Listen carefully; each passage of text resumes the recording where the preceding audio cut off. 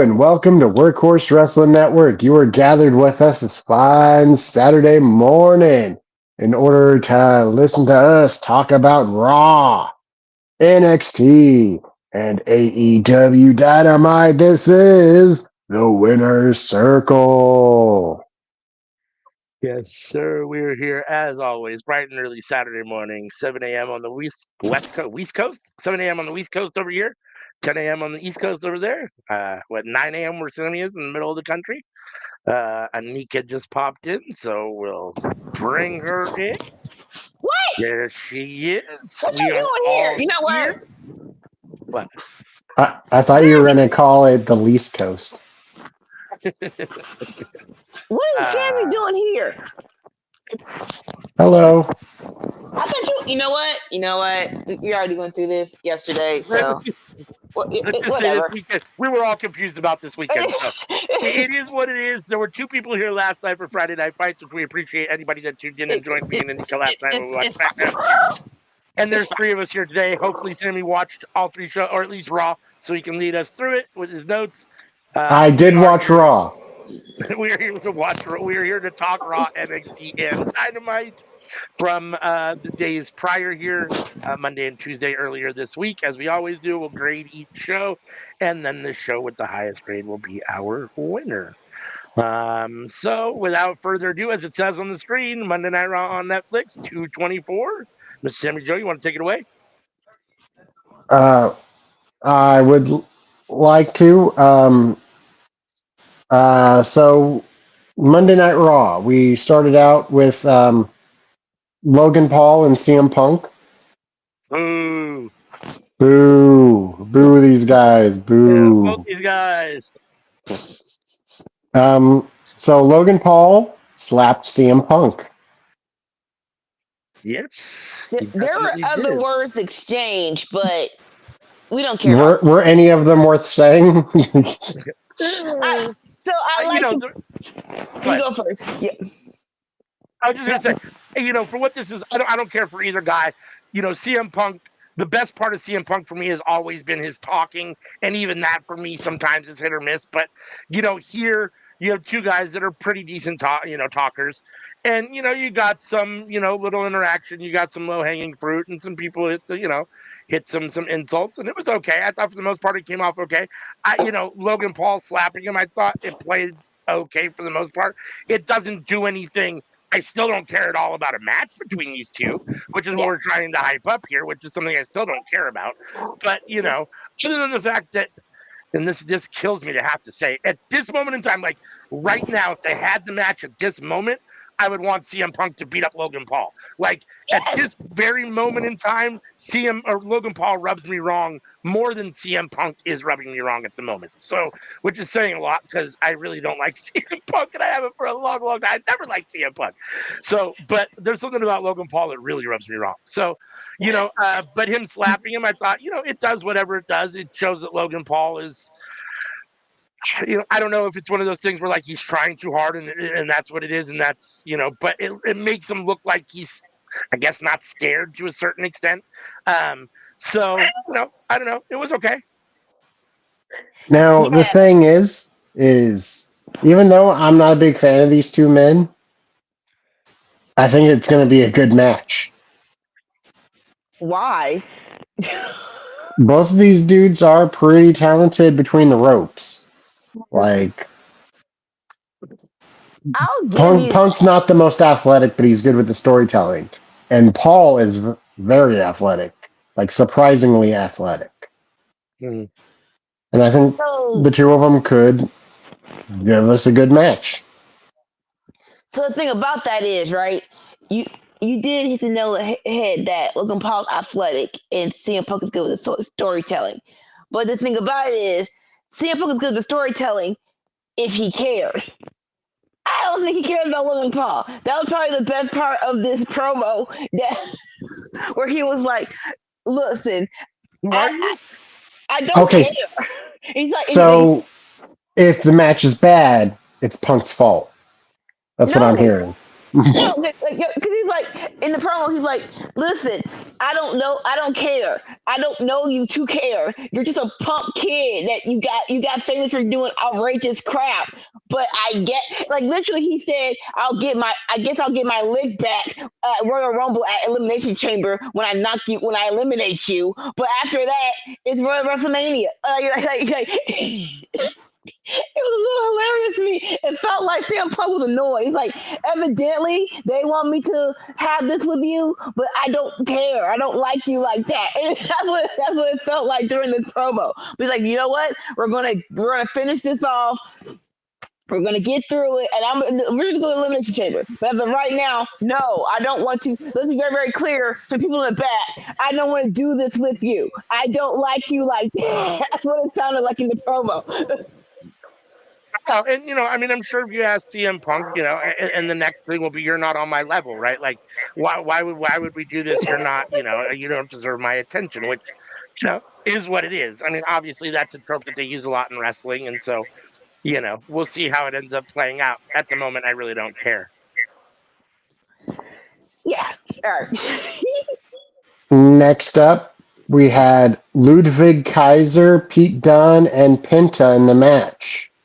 And I'll go ahead and say that I was like, oh, Penta's new. They've been giving him a little bit of a push. He's probably going to win.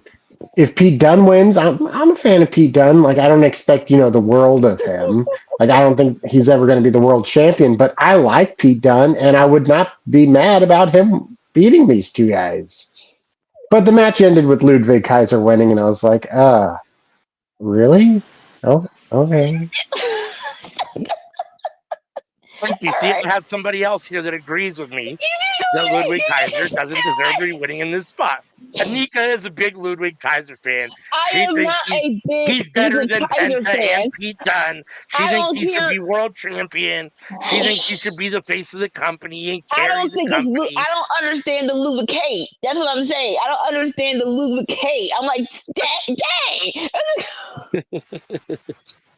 Like, I don't hate him being on the TV. Like, I think he's fine, to job out to, other dudes.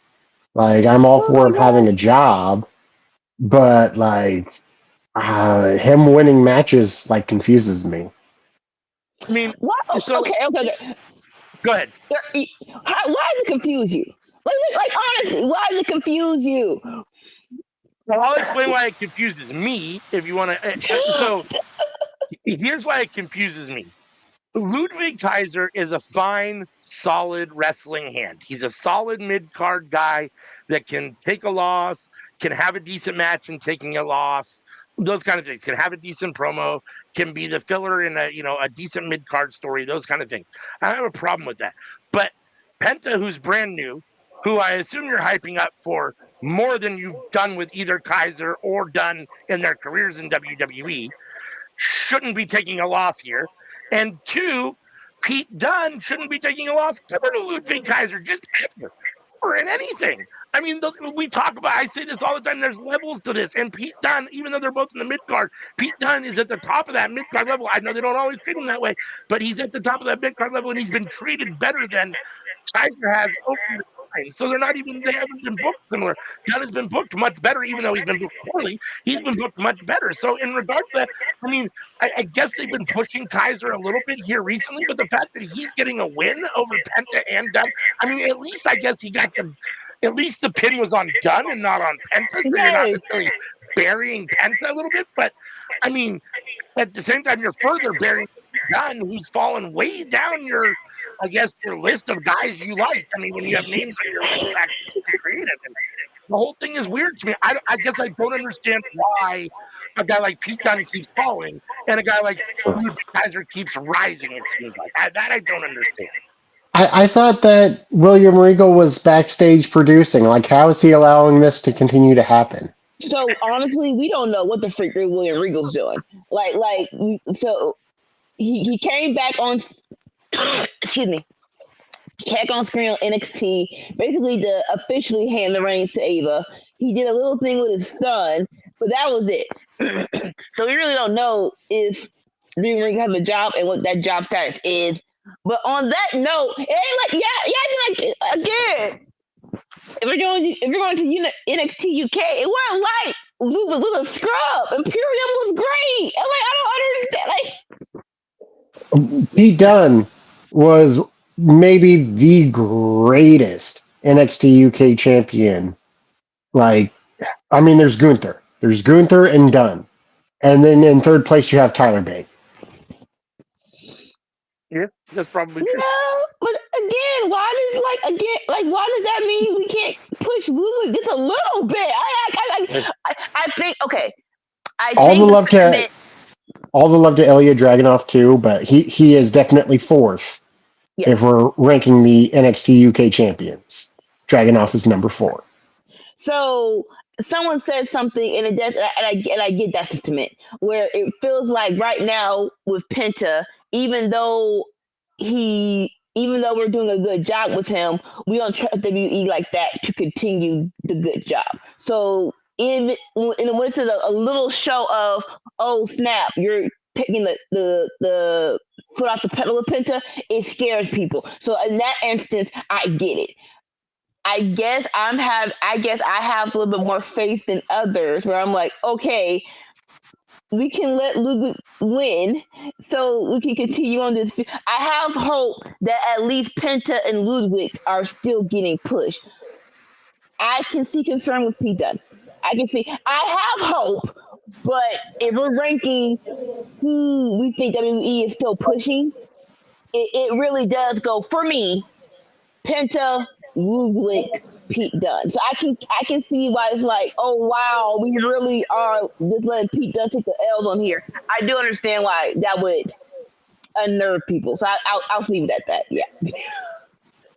Here's the other thing. Like, I guess my question is, where do you guys think where do you think WWE thinks Penta is going to ultimately be?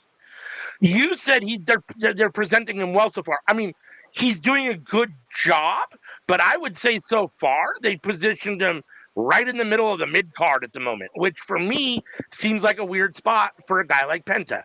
I think Penta commands a main event. He should be wrestling the Seth Rollinses and the Drew McIntyres, not the Ludwig Kaisers and the Pete Dunnes. And so my question is, if your ultimate goal is to have him there, why are we even starting here?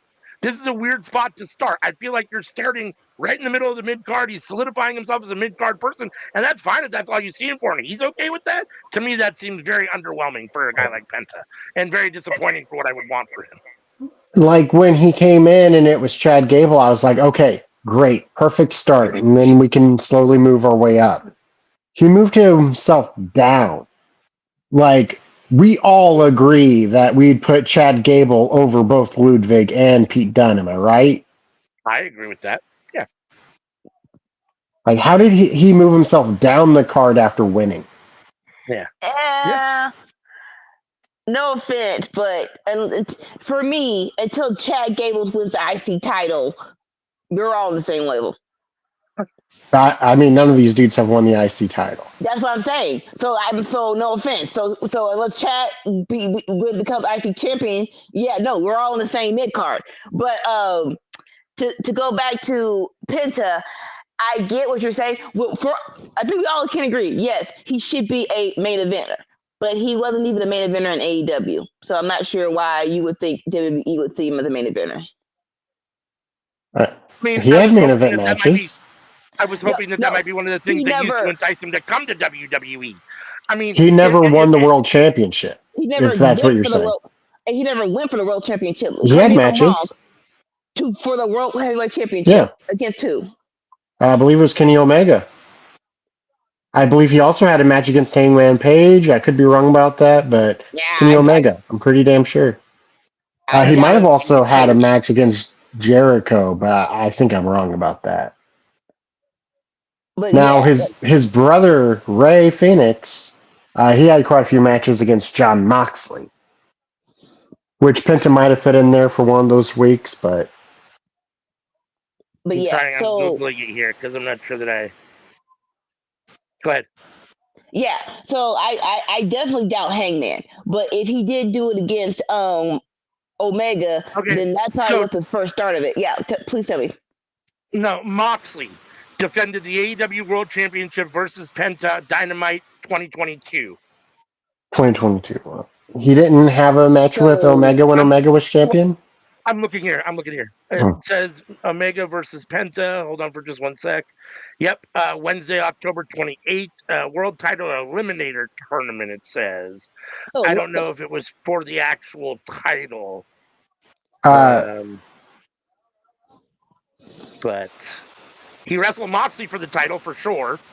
on a Dynamite. Okay.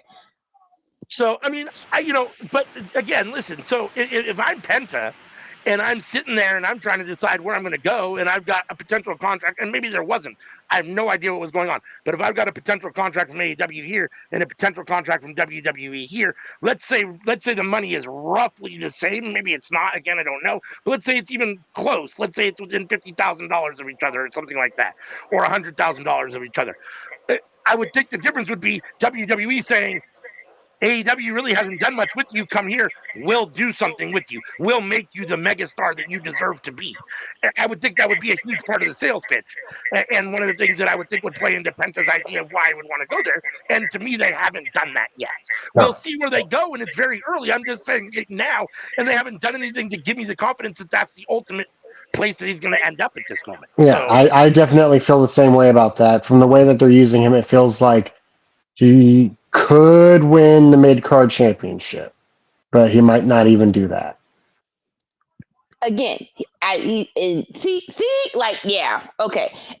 So for me, there's levels to this. I do think they see something in him. If he wins the IC championship, that'll be great. Because no offense, he didn't even win the TNT championship in AEW. So I digress. very true. All right. What was next? Up next, we had an interview with Rhea Ripley. In the stands, I love this. I love when they're in the stands. It really does give a different feel to it. I love, like it feels very more promoty, and I like that. I mean, Rhea's, a solid promo. I do like the way they do these promos. She basically said she's beaten everybody. She hasn't defeated Io Sky yet, but she's going to. And then Io says, "Good luck with that." So Io says, "Good luck with that." Yeah, because I love that, and I love that. When you NXT was sweet Jesus, NXT was a good part of why people went back to wrestling. So I love the little callback of "You've never beaten her in NXT," which is kind of wild. I'm like, interesting. Now, will they continue this streak? I very much so doubt it because boo. But I do love the hype for this match. They're actually hyping it up as a possibility. How much doubt do I have that Rhea retains? 15%? Because I love Io. But I highly doubt that we're going to Mania with Rhea not being champion. Yeah. I don't do big stuff on Raw sometimes, and not that it wouldn't be nice to do something big on Raw, but the idea that Rhea's going to lose the title on Raw this close to WrestleMania just seems odd to me. I just don't. That seems like a weird spot for her to lose the title. I mean, it has certainly happened before, but every time it happens, I don't like it. Right. Like Kevin Owens losing the world title to Goldberg, like weeks before. Or Bray Wyatt losing the world title to Goldberg, like a month before. That was at least on a Saudi show, not a Raw. It still sucked. It was stupid, but it was at least on a pay-per-view. Like, I can't think of a good instance where the title changed hands just before WrestleMania. They took it, right before, more so right before Mania is the thing. I was gonna say I loved it, even though it took it back when Chris Jericho beat Triple H, and I was like, why you took it back? Come on, I should have let that run for at least 2 weeks. You took it back. Oh, boo! No, I'm sorry. I almost wonder if, because this is on Raw, something weird happens, and then we get a triple threat match at WrestleMania. I'm fingers Io, crossed, Rhea, and the winner of the Elimination Chamber. praying to That God, that wouldn't surprise please. me. That wouldn't surprise me. And I wouldn't mind that too terribly. Because listen, EO not being on the main event card, Mania card is stupid. This should be the main event of Mania. Like we're gonna move past it. We're gonna move past it. But yeah, why EO is not in the chamber is stupid.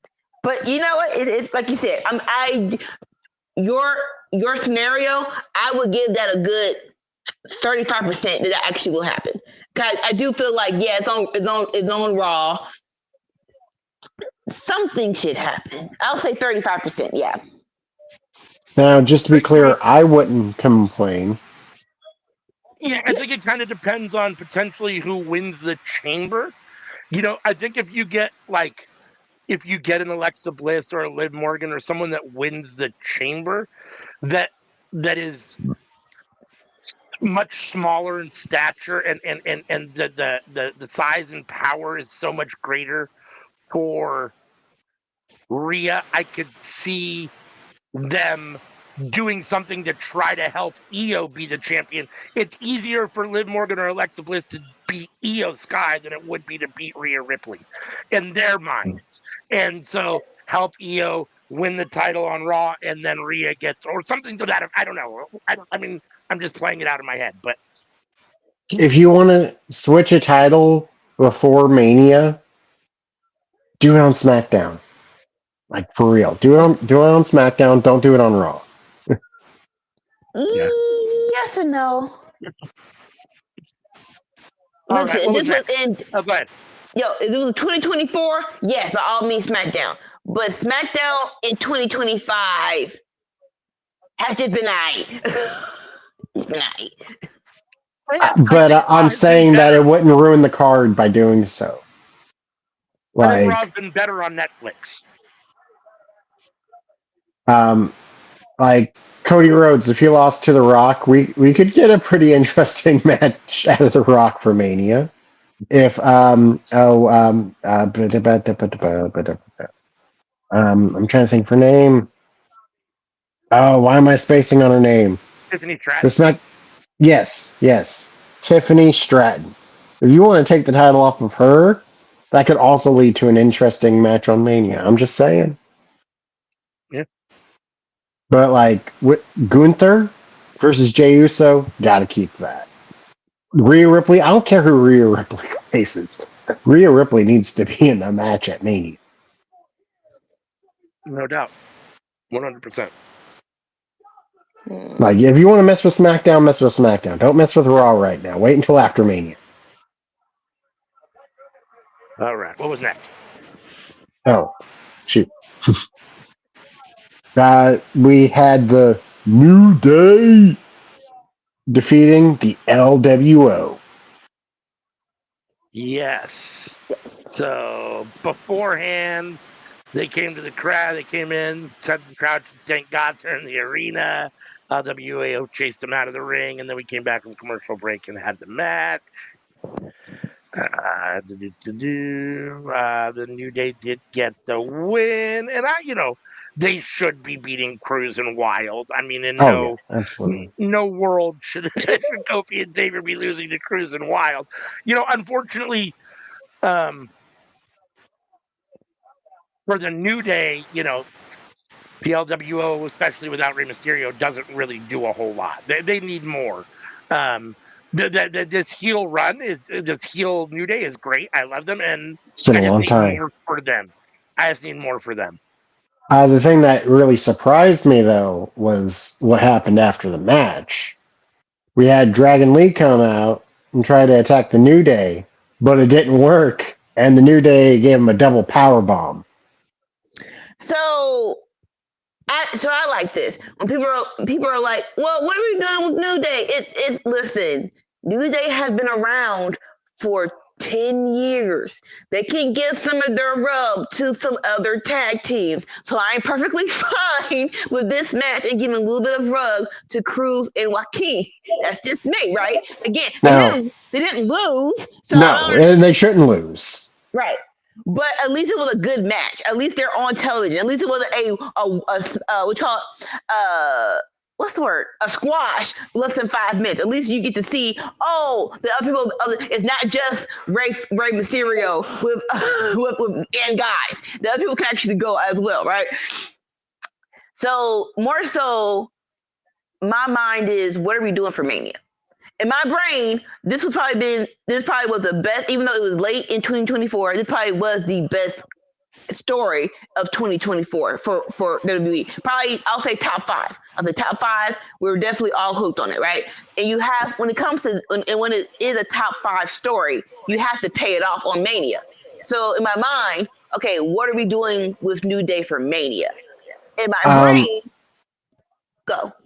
Oh, I would say Rey Mysterio and Dragon Lee versus the New Day. That would be cool. I wouldn't mind that. In my brain, I thought we were going with New Day versus War Raiders. Come, like, War Raiders are champions. They should be on the card. This is why we're kind of biding our time with this, because this should be this is what I'm just saying. I'm like, that should be the card, right? Because who else was War Raiders going to go against at Mania? Don't say Alpha Academy, because I say no to that. I'm sorry. American Alpha. Yeah. I know that we've been here with New Day. They've been around the block. They've had the titles a lot. So, and I'm critical of recycling. At the same time, they feel with their heel turn that they have a little bit of new life. And I think with the heel turn, them having the belts would really help. So Yes. I'm here for them winning those belts. And, I understand there's nothing wrong with giving Cruz and Wild the rub and all those things. But at the same time, make them look good, get the win. For me, Dragon Lee and Rey Mysterio versus New Day for nothing on the line at WrestleMania, it doesn't really do much for me. It just really doesn't. I mean, New Day should have the belts either by WrestleMania or be wrestling for the belts at WrestleMania. I mean, you need some matches in the middle. Like, as many belts as they have, they don't have enough belts for every match. This is true. I just don't know that Ray and Dragon Lee versus, whatchamacallit does a whole lot for me. I mean, it is what it is. Ray doesn't do it regardless. I'm sure the match would be solid. Mm-hmm. That's true. I mean, I'm sure the match would be solid. There's no reason to think it wouldn't be a good match. There's not really a lot of meat on the bone there. I don't, Rey Mysterio is a Hall of Famer, but he's not what he was before. They don't book him like he was before, right? He's not being booked in the main event spots anymore. He's booked very few and far between. LWO gets the Joaquin and Wild and them get the bulk of like the work for the LWO. And so, and Dragon Lee when he's, healthy and available. So, I mean, I don't know. I don't know. It feels like Mania's, it's just not quite big enough for Mania, but. So AEW released some talents. I'm assuming we won't see any of those talents before Mania, but the Raw after Mania could be pretty spicy. Okay, all right. So how about this? I think I like this a little bit better. Instead of Rey Mysterio versus and what's old boy's name? I called him Juicy last night. What's the boy's name? Dragon Lee. Thank you. Dragon Lee. Instead of Rey Mysterio and Dragon Lee, how about Rey Mysterio and Penta? I mean, that would be, a little meatier. I mean, definitely. I mean, it's just they're both faces. No. Yeah, no. Rey Mysterio and Penta versus New Day. Versus New Day. Instead of Dragon Lee. Yeah. I mean, I suppose, if New Day took out Dragon Lee and Penta was like, I'll step in to help out, like, that's whatever, then I suppose we can get there story-wise somehow. We can do that. But, obviously there's a little more meat on the bone for me as a fan because I'm a huge Penta fan, so it makes it a little more exciting. I still think that the New Day should, let me put it this way. If the New Days have the belts, they've already beat the War Raiders between now and then. And it's better than replacing him with Carlito like they did the last time. and they have the belts, then I'm here for Ray and Penta versus them for the titles at WrestleMania. If not, then New Day should be wrestling whoever has the belts at WrestleMania. If I had to pick, I still want Ray. I still want New Day versus whoever's the champs at Mania.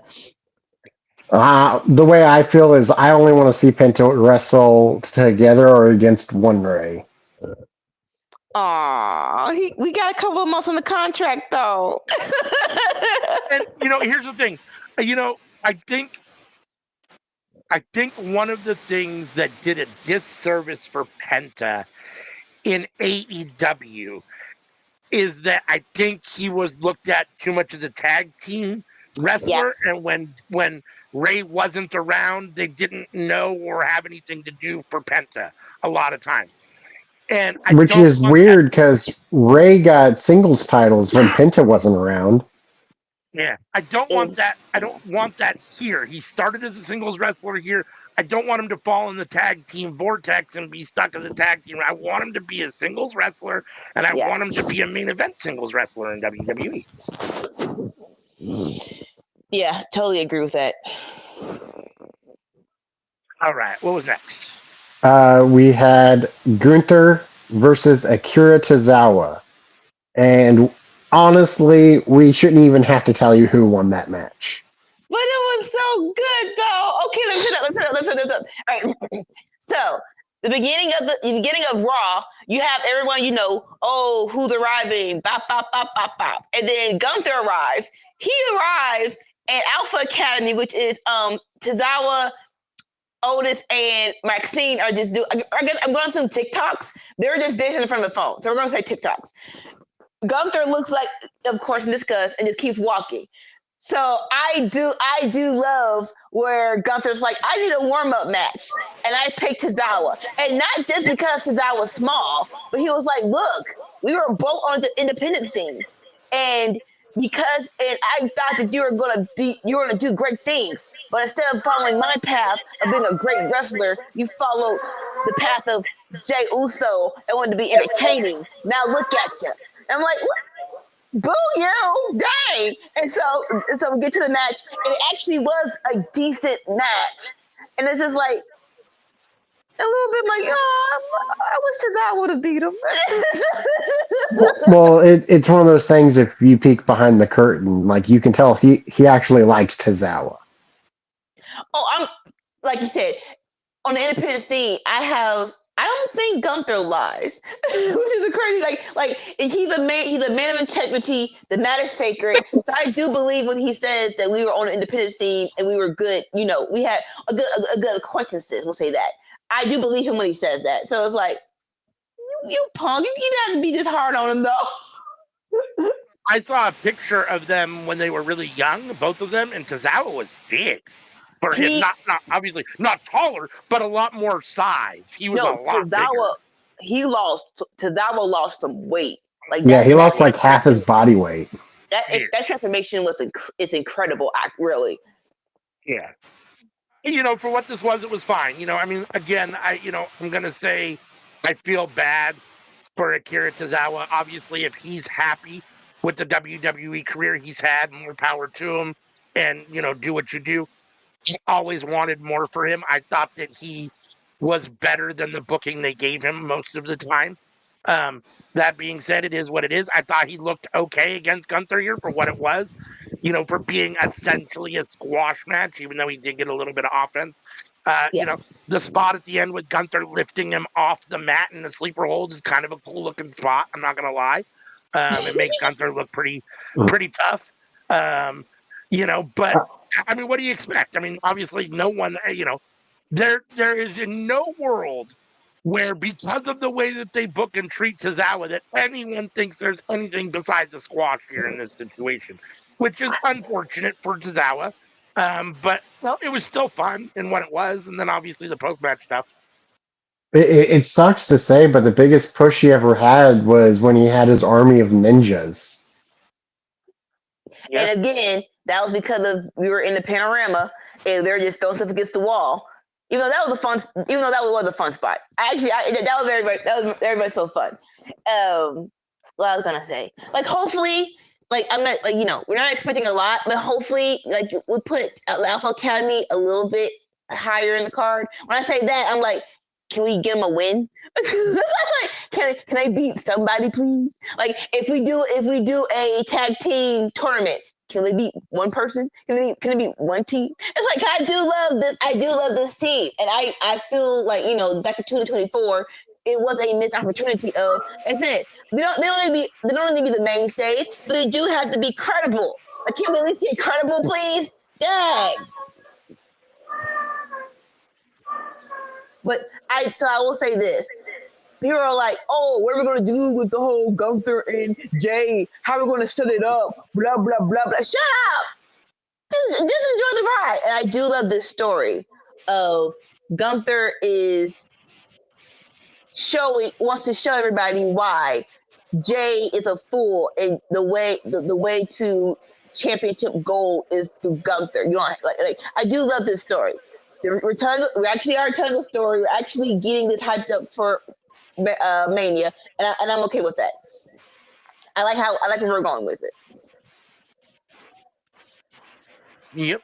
All right. What was next? Up next, we had Women's Intercontinental Championship. The champion Lyra Valkyria defending against Dakota Kai. Woo! Very interesting. I mean, I'll be honest here. Like, I've been slightly critical in the past of Dakota Kai. I thought that there was a kind of a fall off when you talk about the difference between Bailey in Damage Control and Dakota Kai in Damage Control. And one of these things is kind of not like the other. I've said many times that I thought, there was a period of time where it looked like there was a choice between Tegan Nox and Dakota Kai, and they went with Dakota Kai, and I like Tegan Nox a little bit better. All that being said, I was absolutely, literally, jaw on the floor when Lyra Valkyria got this win here. Bro! There was no part.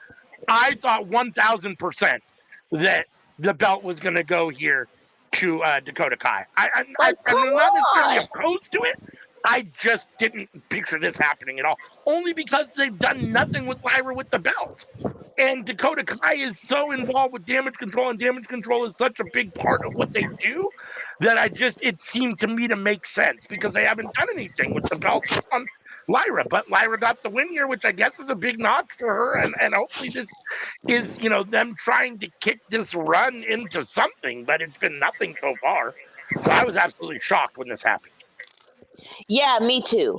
And like you said, I thought when they set up this match, in my brain, they're correct and go wrong. Like, okay, we made a mistake of putting this belt on Lyra. Let's put it back. Let's put it on Dakota. And it's like, oh no, we didn't make a mistake. We're still going with Lyra. And like I said, it's like again, just going back to if y'all really want this belt to mean something, the person holding it has to be larger than life. Whether you're new, old, or whatever, you have to be larger than life. You have like this belt is basically you. And Lyra is not there yet for me. With Dakota, I can see her building it up to something. I can see her having ideas of who she wants to face in Damage Control. With Lyra, it's like, okay, who is she facing? It really is like an situation, unfortunately. I would never feel comfortable putting the belt on Dakota Kai. Because of her health? We know because of the knees. Yeah. Like, I understand that, like, falling off of a 50-foot ladder would end people's careers. But usually it's not off the first step. Here's the thing. The thing is that, you could do it for a minute. I mean, you can either hot potato it and give it to somebody else. You can do it, it's not like she would be the first champion to ever get injured and have to vacate the title or be stripped of it. I mean, so, it is what it is. I just, again, if your goal now is to try to push Lyra, that's fine. You brought her up to the main roster. I think you thought something. You saw something in her. You obviously put the women's title, the IC title on her.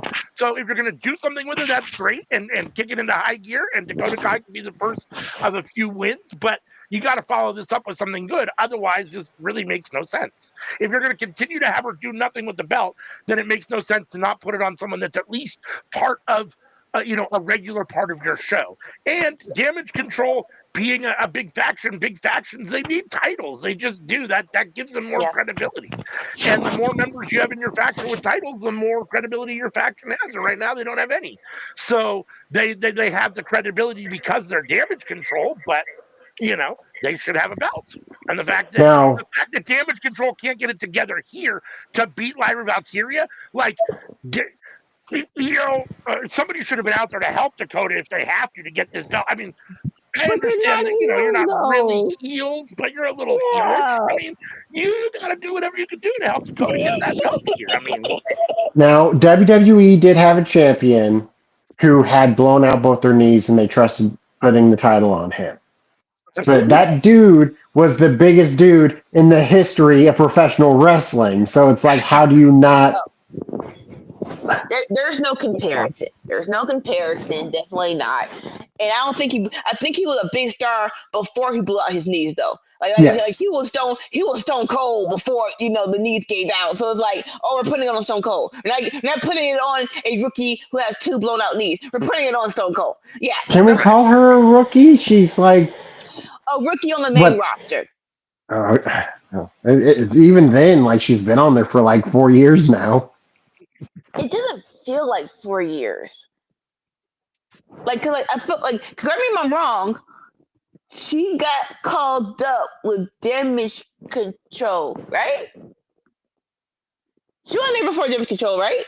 And Damage Control happened to 2023 when they put everybody together. Did she not go up there when she was with who was she with? Was she with Raquel? When did no. Raquel was by herself because she was smiley with a big back. Tegan Knox went up, and remember they put Tegan Knox with a champion, a tag team. Tegan and Shotzi. No, it was Tegan and Shotzi, and then it was Tegan. See, I got confused. I was gonna say Natalia. It was Tegan and Natalia. So yeah. Dakota Kai made her main roster debut November 2019. She aligned herself with Bayley and Io Sky to form Damage Control. 2019. No, that's wrong. Because 2019 was for the Panorama. I'm just telling you that's what Wikipedia, or that's not Wikipedia, that's Google. That's just the first response that Google says. Yeah, Google's stupid. I'm sorry. Get your AI right, because Damage Control was not in 2019. Damage Control was with Bayley, and Bayley debuted it with. Yeah, okay, there we go. Yeah, she debuted with Bayley Io on SummerSlam when Bianca won her match. So that was 2022. Was that where Becky won in 20 seconds? No. This is when Bianca won, and Bayley came back, and she was like, "You think I came back by myself?" Wait. Yeah, Bayley. Yeah, one more here. Bayley, Damage Control. One more here. SummerSlam. So January 2020. Dakota Kai entered her first Royal Rumble. And then let's see here. Roxanne was in the Royal. Yeah, 2022. They all came together 2022. Yeah, July 2022. Kai re-signed with WWE at SummerSlam alongside Bayley and Io Sky. So it'll be 3 years this summer. So it's like, yeah. I still put her in a rookie position. That's how we were all doing this. 3 years, you're still a rookie. We're still figuring how to help you out on this journey called WWE. So then after the match, right? Niall attacked her. Mm-hmm. Which I mean, for me, kind of wet fart, but. Niall gets rid of Dakota Kai, attacks Lyra, and then holds the title up. I mean, if you're not gonna let Dakota Kai beat Lyra Valkyria, you're definitely not gonna let Ivy Niall beat Lyra Valkyria. I don't know. Can I say this? I know it's not gonna happen. I know. Why don't you know? So I'm gonna put these two things for people who don't know. It was actually The Rock discovered Ivy Nile. The Rock, Okay. she was on The Rock's. Basically The Rock's American Ninja Warriors on AEW on NBC. It wasn't called that, but it was because that's what the show was. So that's why she got here on NXT. I actually do love Ivy Nile. I wish, and I do think her being in the group with Chad, as of right now, has a little bit more clout than Depth Control. As a group, if we're putting both groups together, I would say our American Made has a little bit more leg up story wise than Depth Control. That's just me. And again, it's against Lyra. Like no offense. At least we said this belt needs a larger life personality. At least if this belt is with Alpha American Made, it has a little bit more clout. This belt just being with Lyra by herself is like, okay, again, Full transparency, like I feel like I'd rather have Santina Morella come back and win it. don't do that. Don't say that. Don't do that. Don't do that. Move on. Moving on. We had Braun Breaker facing off against Dominic Mysterio. Yeah. And it's crazy to say because it's like, why hasn't Braun Breaker had a match on Raw? Right? It's like it's been a minute since he actually had a match, and this was the best. And this was a great way to bring it back because it was like we all love Braun Breaker because he basically he's an unaliver. He's gonna spear you in half. He's gonna beat the brakes off of you. And this basically it delivered against Dom. It really was like I just saw. Like I'm watching it right now, and he in this clothesline where he goes to the drum, it's like you're beating him up. This is stupid. Like, why are we doing this? Breaker's a bit on the smaller side, but he's feisty and fast. Like just in height, but in build, you can tell that he can mollywop somebody, which I appreciate. By no mystery, he definitely reminds me a lot of his father. I mean, he reminds me a lot of his dad. He was very similar, short in stature, very intense, very, hard hitting, extremely, heavy striker, all those things. So he reminds me a lot of Rick. So yeah, like Breaker can be like top of the mid card, like through his career. Like I don't know if he can reach that extra step for a main event, right? But he can definitely be top of the mid card. Absolutely. Like he can. So unfortunately, it felt like we were getting there. It felt like he was going to go against Gunther, but Saudi happened, and you had that thing with Gunther and Goldberg, and it feels like all the plans they had for Braun Breaker, they're like, you know what? We're going to backtrack, and I think either someone said no to the Goldberg Gunther match, or Goldberg said, sorry, I don't know why my mouth is working, or at least Goldberg said no. And like evidently, it felt like they were trying to do Gunther versus Goldberg, and those plans fell through, and you backtracked Braun Breaker because of it, which is unfortunate. Because I was all here for Gunther versus Braun Breaker. I was all here for that. Yeah, I mean, I think they like Braun Breaker, and I think they see him as a big mid card superstar. I don't know that they see him as a main event superstar. We'll have to see. His size is a little questionable, and I'll be honest with you, and it's probably a good thing. But I feel like since TKO or Endeavor, whoever it is taken over WWE, I feel like there's a lot less being known about like who's working backstage, who's the writers are, all that stuff. They seem to keep that stuff much more hush hush than they used to. Like it feels like every other day when Vince was the owner, there was so and so got fired as a writer, so and so got brought in, so and so's doing this, so and so's doing that, and now I have no idea who's doing what backstage other than Triple H is the lead of creative. And so, it's interesting to me because some of this stuff, it's hard to pinpoint who beyond Triple H is potentially making these decisions or looking at these guys and saying so and so isn't a main event star. But I think I think in their eyes, and maybe it's Triple H, I don't know.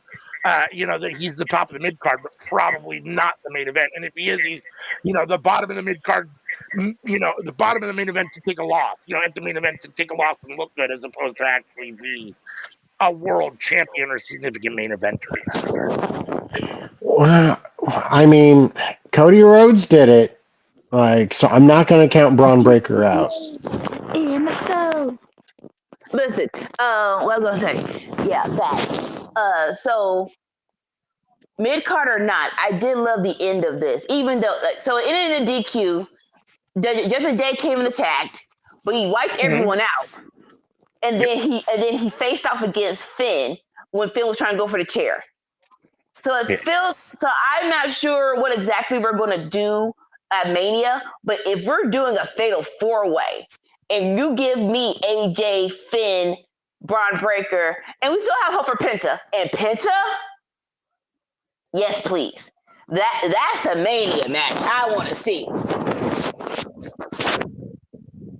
Well, I'd be here for that. I'm here for Finn versus Breaker, Braun to a certain extent. I mean, I think, everyone's been a little underwhelmed with Finn and his booking, and, it's been a while since he's been whatever, but, and I don't want to see him necessarily in the mid card. I think he's a main eventer, but him versus Braun Breaker, I think would be fun too.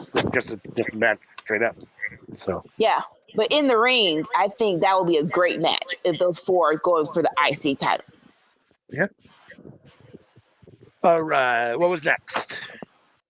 Up next, we had Seth Rollins confronting Cody Rhodes. Yeah. So basically, I mean, we have Cody. So we have a video recap, right, of the Rock offering to asking Cody to be his corporate champion, for lack of a better way to put it. And then this was him coming out, Cody, to address the Rock's offer from last week's SmackDown.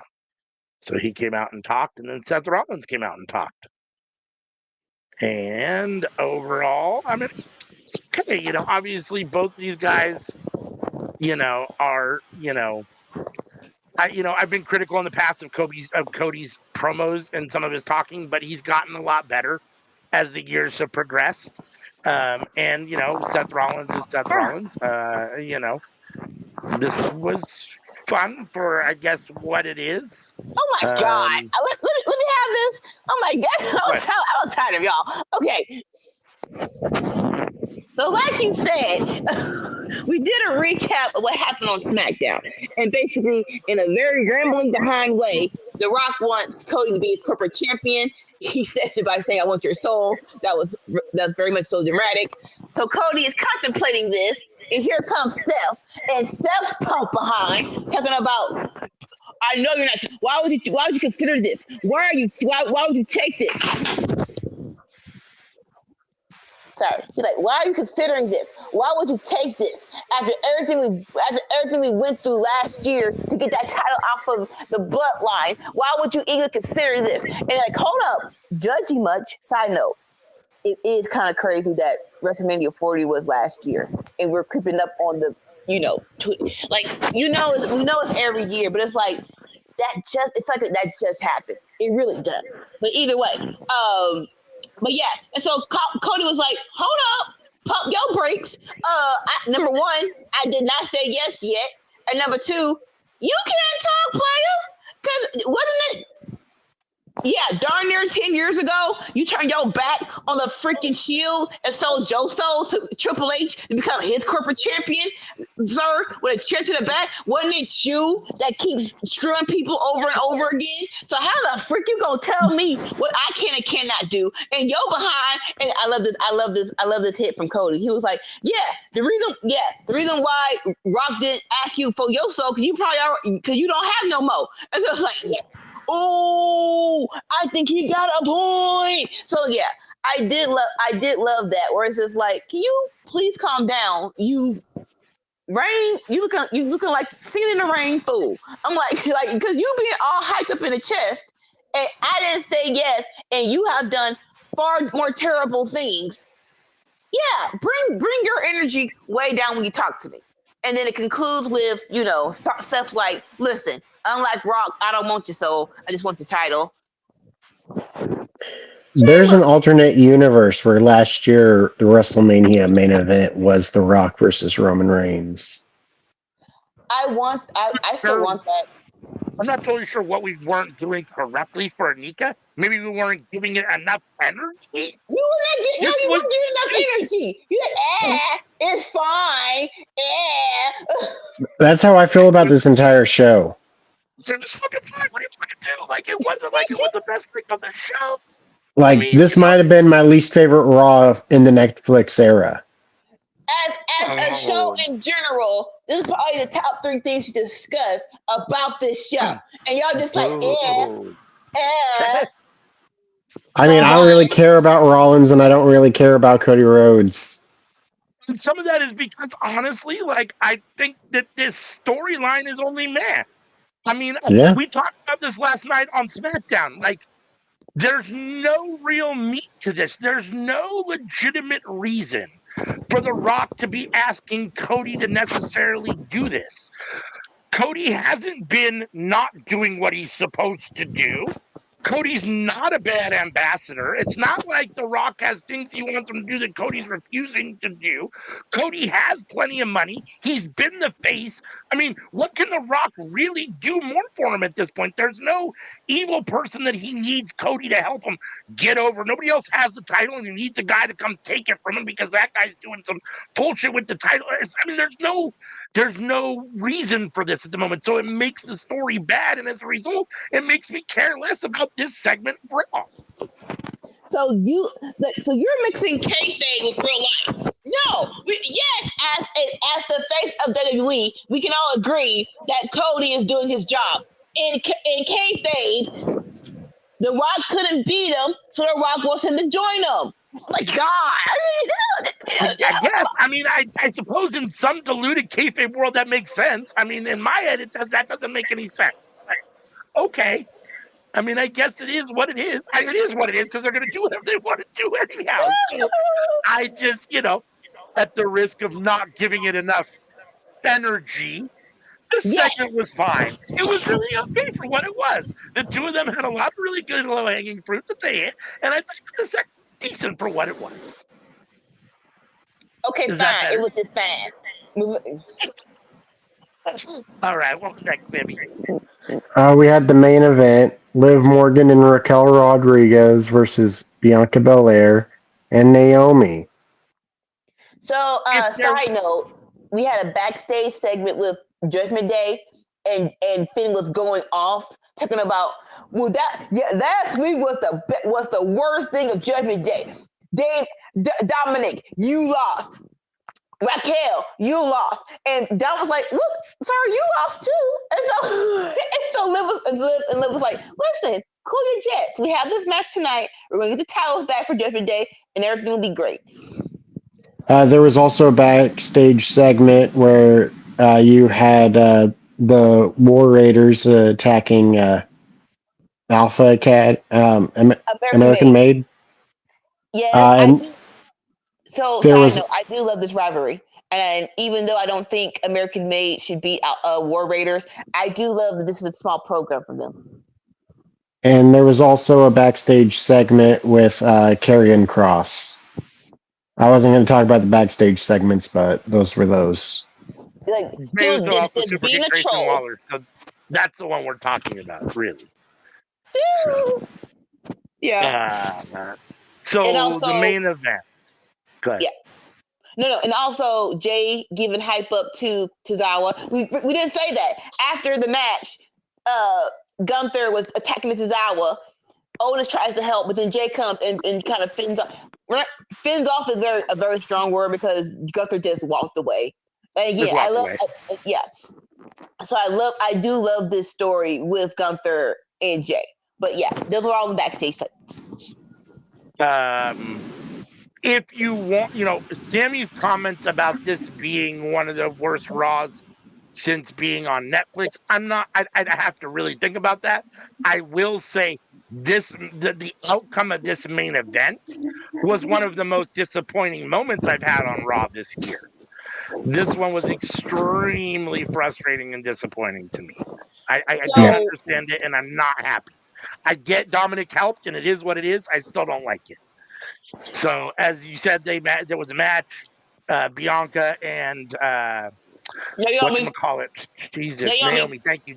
Naomi defended against Liv and Raquel, and Liv and Raquel got the win with the help of Dominic Mysterio, and are your new women's tag team champions again. So So, I mean, before we talk about okay, go ahead. the outcome, let's talk about the match. As a main event of Raw, this gave me what I needed. I was totally before we knew the winner. I was totally invested in this match. The bell rang. Naomi and Bianca was like on site. We think you hurt our friend. We gonna suck you in the eye. So I love that for them.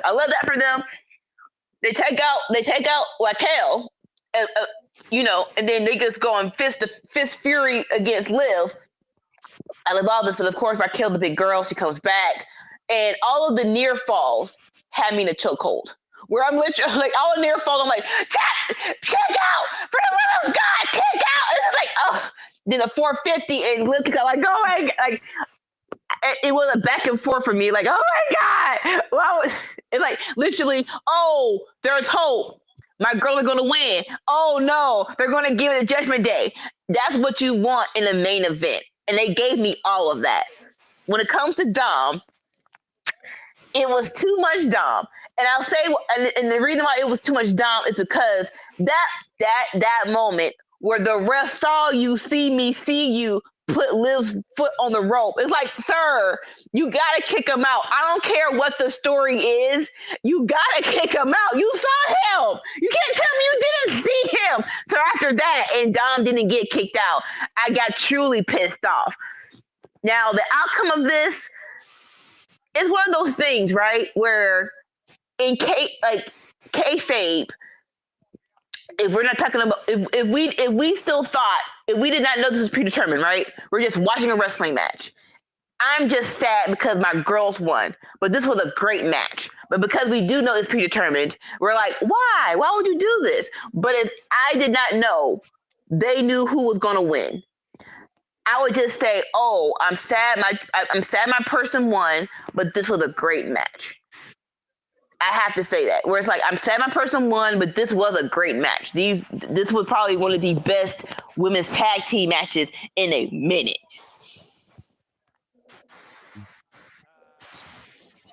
I didn't see it like that when I watched it.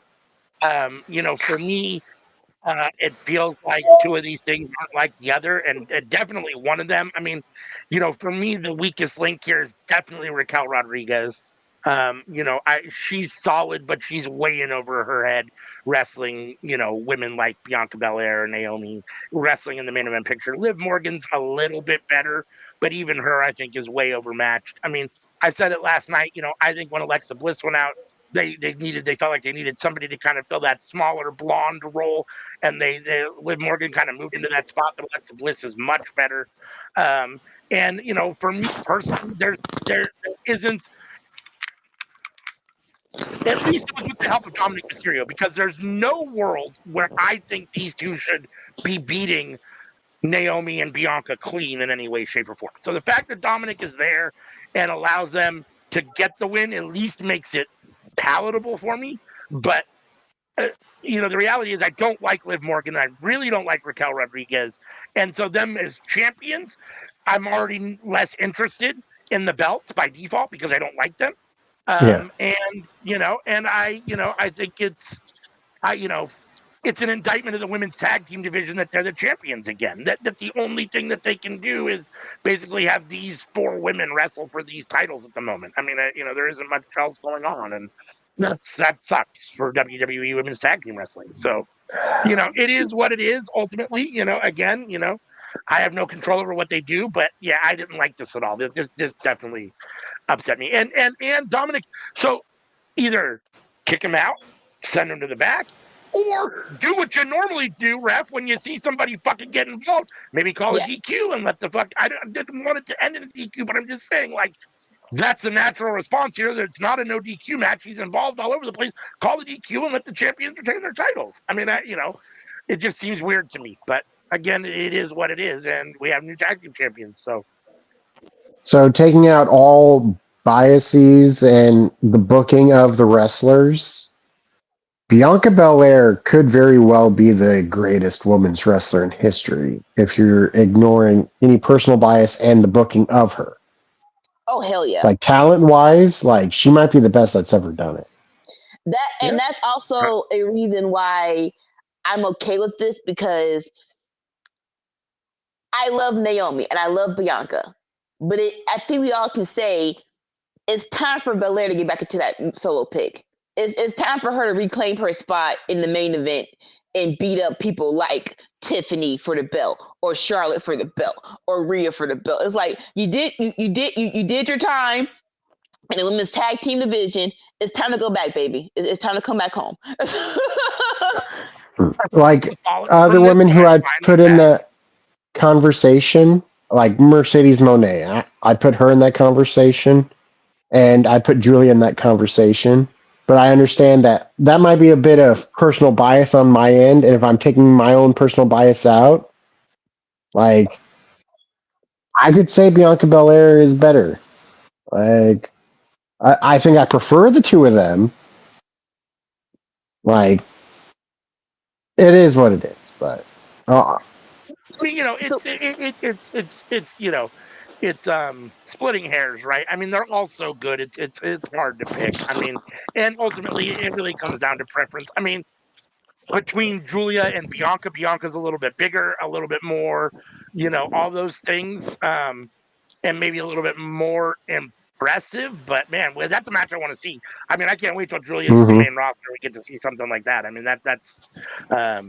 So I mean, I don't know. I like them both. I mean, and when we had Mercedes Moné versus Bianca Belair, that's like some of the best stuff ever. No. That might be the best main event of Mania. Yeah. Could be, yeah. That might be the best main event of Mania. Point blank, period. All right, so Judgment Day celebrates in the ring as the show goes off the air.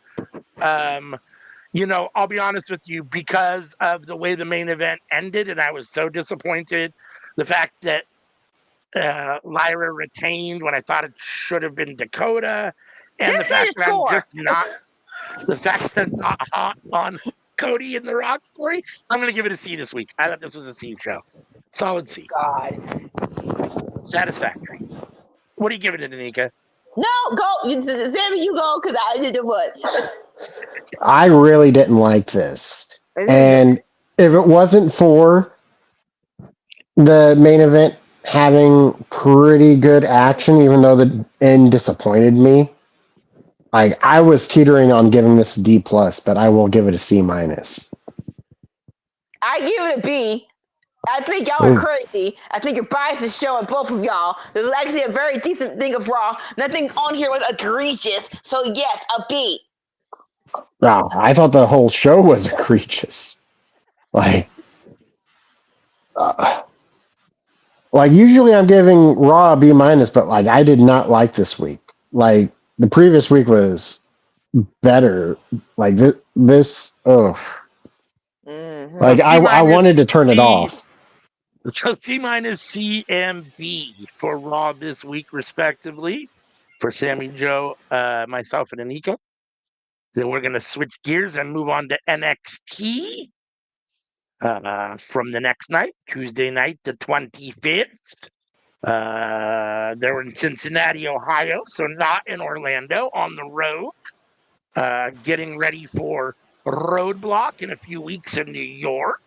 We opened the show with a North American women's title match between Stephanie Vicaire and Carmen Petrovich, in which ultimately Stephanie did get the win and retained her title. In a solid match. Honestly, So I've said this several times, and I'm going to say it again. This may have been Carmen Petrovich's best match to date. I thought she actually looked good. I thought this was a very solid match.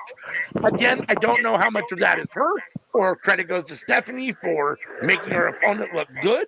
I think it's both. I think Carmen is developing. I mean, this is a developmental show. She should be getting better. I think she is getting better. And I thought this came off for what it was. I thought it came off fine. Stephanie got the win, and she should. Carmen shouldn't be getting the win. But Carmen showed that she's not necessarily totally in over her head, that she's getting better, she's growing, and that like she deserves at least this match in some way, shape, or form. So I thought that worked well, and I enjoyed it for what it was. What do you guys think? Yeah, I thought it was solid.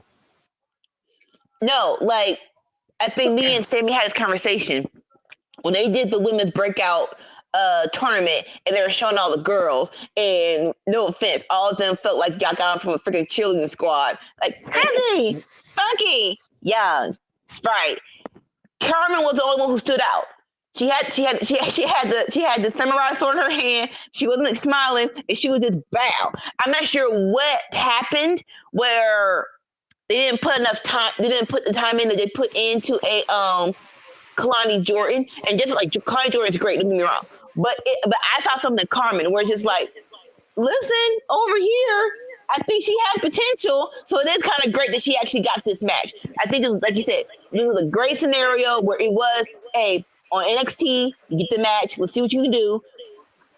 Hopefully they'll just do more with her. But yeah, like you said, this was a great match, and Stephanie, come on. Yeah, and then post match we had what we've all been waiting for, and I'm going to comment on it a little bit. Julia came down to interrupt. Her and Stephanie, have a little who's the best champion, and the result is a challenge for title. This is where we were going eventually. I'm just not quite sure why we're there yet. It feels very fast. Now, if the goal is that neither of these women is long for the NXT roster, and they're going to go up to the main roster very soon, and you want to do it on NXT because there are 2 NXT titles, then you got to do it sooner than later. If you're planning on keeping them for a while, and the women's division in NXT is so good right now, I'm not trying to be moving anybody at the moment. But if you're not, then I don't know why you would be doing this so fast. The only thing I can think of as to why they're doing this right now and so quick is because they're going to try to move both women up pretty quick in the main roster. Which I get, because if you think about it, like NXT has a better women's division than Raw or SmackDown, and this is supposed to be developmental. Like, if you have that situation, like you got to start moving some ladies up. Well, it's not that situation. Somebody is hurt, and that's why we're doing this match. I'm not going to tell you who's hurt, but somebody is hurt. So somebody needs to take the reign of the division. So that's how we're doing it soon. I will tell you, I think we all were surprised. Like, yeah, we were going here, but we were thinking about Mania. Y'all, you doing this on Roadblock? Dang, got it. Granted, correct me if I'm wrong. Roadblock is in New York, and it will be in the Madison Square Garden. So it's like, if we're gonna do this match early, this is the place to do it. But yeah, somebody's hurt. I'm not gonna tell you who it is, so you'll be surprised. Why? What? Oh, okay. You don't want to tell us, so we'll be surprised. Okay. Yes, yes, we're going to keep some kayfabe. We know it's predetermined, but you can't know who's hurt because you obviously want y'all to be surprised on who freaking wins. Here's the biggest thing though, is that NXT had the better women's division than Raw and SmackDown before they added Jordan Grace. Mm-hmm. When you let that sink in, yeah. You got to move people, and just moving Roxanne's not enough. We had a couple little quick segments backstage. I'll just glance over Ariana Grace and Santina Marella. Watch the show. They're happy. Lola comes in. She wants a fight. So we're going to get Ariana Grace versus Lola, assuming that her family has taught her how to fight later, or the match is on for later. Lexis King tells Obafemi he's ready for Moose. Obafemi doesn't think so. So then we get the X Division title match between Lexis King and the aforementioned Moose Moose. Moose. Real quick, And go ahead. because Sammy was not here. What? So Sammy, this has officially happened. Moose is in NXT. How do you feel about the whole scenario? He is my forever TNA champion. And I will always support him, no matter how dastardly he behaves. Is it not weird though? Okay, there was a time, correct me if I'm wrong, where it felt like they had the TNA or Impact, whatever it was, world title. And then you had the X Division title, which was like a secondary title for the cruiserweights or the smaller guys that put in all the work. The real, why is Moose your X Division champion? That's so not, No, I no, mean, no. he doesn't fit that He's bill. my I mean, I TNA don't, champion. no, I'm saying, why is he currently the X Division champion? It feels out of Oh. place. That's what I'm saying. I'm not saying that Mm. to you. I'm saying currently, him being the X Division champion feels a little odd. I haven't been watching TNA for a little while, so I don't know exactly what's going on over there. But that always felt like kind of the smaller guy, the faster, maybe cruiserweight type of title. And now Moose is holding it. So the Hey, situation hey, is hey, weird to hey, me to hey. begin with. Take that up with Samoa Joe. That's all I got to say to that. Take that up with Samoa Joe. Yeah. Although, to be fair, comparing Moose to Samoa Joe, I mean, Samoa Joe is that dude, and if anyone could compete as a big dude with cruiserweights, it would be Samoa Joe. Moose, like I said, I haven't watched any exhibition Moose matches, but it leads me, I don't know. Yeah. But Moose and Lexus King have a match here. Moose gets the win ultimately with a spear in a little under 10 minutes. This was a solid match. I like the crossover between TNA and NXT. I I do wonder if at some point we're gonna get more crossover on the main rosters. And I mean something on Nah. Raw or SmackDown with TNA. I mean, so the I idea is, don't get me wrong. So the idea is that TNA is only good enough to compete with NXT or be in the NXT in the WWE development universe. They're not good enough to be on the main roster. Is I that the mean, if they're idea? gonna do a main roster person, like I feel like you have to do Joe Hendry, their freaking world champion, and like, does WWE really want to bring him in to beat one of their own guys? Because they usually Well, don't like doing that. Right. what was I gonna say? Honestly, I just don't want it in the main roster. Like right Yeah. now, it feels balanced. I'm excited about all the hype up, right? It feels like if it goes to the main roster, it's gonna be squash matches. It feels like they're not gonna give TNA the respect that we want them to give them. Right? It was like, okay, if we're gonna do a crossover, it'll be a proper crossover. I feel like if we go to the main roster, they're not gonna do that. So I prefer it. Yeah. No, keep it right here. Keep it right here. It is keep it right here. If the only way that you can do it right is on NXT, then I guess do it here. I mean, if you can't do it right on the main roster, then I guess you better not do it. I don't want to see it done bad. Yes. So Moose got the win here. I thought Lexus King looked better. He seems to be developing more and more all the time. I'm still not necessarily on board, but I do think he is getting better. Oba comes down and says, and him and Moose go face to face, and in 2 weeks at Roadblock, we're getting title versus title. Awful quick here as well. Again, I'm not totally sure why we're doing this so fast. I know Moose isn't an NXT star, so maybe it is what it is. Only so many TNA, so many times he's going to come over, but this seems awful quick. And I mean, Oba's got to win. I mean, I know this is really weird, right? I mean, Oba's got to now be your X Division champion and your NXT, whatchamacallit, North American champion, right? Not North American. Oh, he's not. Yeah. World champion. Sorry.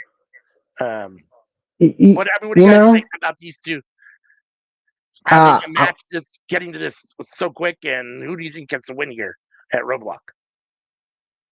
I was actually gonna tangent on and say something different. Oh, go ahead. Uh, you know, Joe Hendry in a WrestleMania match in a tag team with Sheamus versus Drew McIntyre and let's say Pete Dunne. Like, I'd be all for that. And it's a situation where, like, even if he were to lose, he's protected because it's a tag match. but like, would that be something you'd be interested in? Like you said, you have 2 nights. You've got 60 hours of WrestleMania to fill. You've got to have warm bodies and matches, right? So you got to have more than 2 matches. So far, we only have 2 matches, I think, in the WrestleMania. So yes, I mean again, on paper it could be fun. I mean, I don't know how we would necessarily get there from here, and I don't know that they would do that. But in theory, on paper, it sounds like it could be fun. I mean, I don't know that it's again. I mean, here's the thing, like for me, someone that saw the first one and has grown up literally seeing every single WrestleMania. The thing that made WrestleMania so amazing is that it was one night with the biggest guys and biggest matches you could put on. Now we've got 2 nights, and you end up with a bunch of matches that can either be pre-show or on a Raw or on a SmackDown because you have so much time to fill. And if you got time to fill, I mean, might as well do this. I mean, this is as good as any. That's as good an idea as anything. Personally, I don't necessarily feel like it's a main event or a WrestleMania, level match, but you've got to fill the time. So Yeah. I'm not mad at I want to say Joe Hendry. I was going to say a bunch of other names, but Joe Hendry. Yeah. I was going to say Drew Hendry. That's what I was going to say. I'm like, no, that's not Drew his name. Hendry. I'm like, no. That's Joe Hendry and Drew McIntyre's tag team name. Drew Hendry. Listen. We know Drew has his back, but like, Joe Hendry in incapacity on WWE, I'm all here for. It's just a matter of doing it right. Like, please treat him like the star that we know he can be and that he is right now. But as of right now, just keep it here. Thinking about Roadblock, right? Musanova. Yeah, Musanova. Roadblock in general. Like I said, they're doing it at Madison Square Garden, so I can kind of see why they're trying to hype this up to the gods, right? Because Madison Square Garden is one of the premier arenas of New York City, of America, really. So I get that. And in my mind, WrestleMania Takeover still belongs to Trick versus Oba. I love Moose, but that that takeover Mania that belongs to Oba and Trick. The question becomes: does that mean Oba's got 2 belts? Probably. I don't see Moose having 2 belts. I don't see that. I'm sorry. I'm here for Moose having 2 belts. We know you are. I'd be surprised if they put the NXT World Championship on Moose at the moment. That would surprise me. It feels like this is a really good spot to have Oba beat somebody that looks really tough and really big, and get over on someone that's a formidable superstar, and a veteran and those kind of things. A real big win under his belt. That's the way I see it. But I wonder if Moose has more tattoos than Brody King. Moose does have a lot of tattoos. Yeah. Sean Spears talking about transforming people such as Brooke Jensen, Nico Vance, and Izzy Dame. They're the new family running NXT. And next week it's time to take the North American title. So Sean Spears is not done with Tony D. Jada Parker and Kalani Jordan in a video package or a little clip from earlier got in an argument on the bus. Anything you guys want to say about either of those little segments before we talk about Jordan Grace? I love the presentation of Sean Spears. It's like, ladies and gentlemen, here's our new group. Be warned, they're actually here to actually do something. So I love that. Okay, finally. Yeah, it feels like, yes, this group matters. Take note. Claudia Jordan versus girl, what's her name? Jada Parker. Brain fart. I love that. I love that for them. Like, if they're not in the title picture, it is a good competition for them. So I love both of these. This is great. Jordan Grace is here for a little chat. She says from the moment she set foot in the WWE ring, she knew she belonged, and now it's time for her to become a champion. And it's only a matter of time before she is facing Stephanie or Julia. Roxanne comes in and interrupts her, saying she knows everyone wants her to be part of the best women's division. in wrestling, the division that Roxanne Perez runs. Grace says, if this is Perez's division, where's her title? Perez threatens to win the women's title at WrestleMania and then come back here to win the NXT women's title again. Grace says, you know what they say about having a plan? It's all good until you get punched in the face. And she's the one to maybe punch her in the face. She didn't even So say that. She just, everyone has a plan. Bam! I was like, dang, go. and then she hit her in the face, right? Yep. And then, yeah, so that was the end of that segment. What do you guys think about this segment here with Jordan Grace and Roxanne Perez? How can you not love this segment? Like, Yeah. Yeah.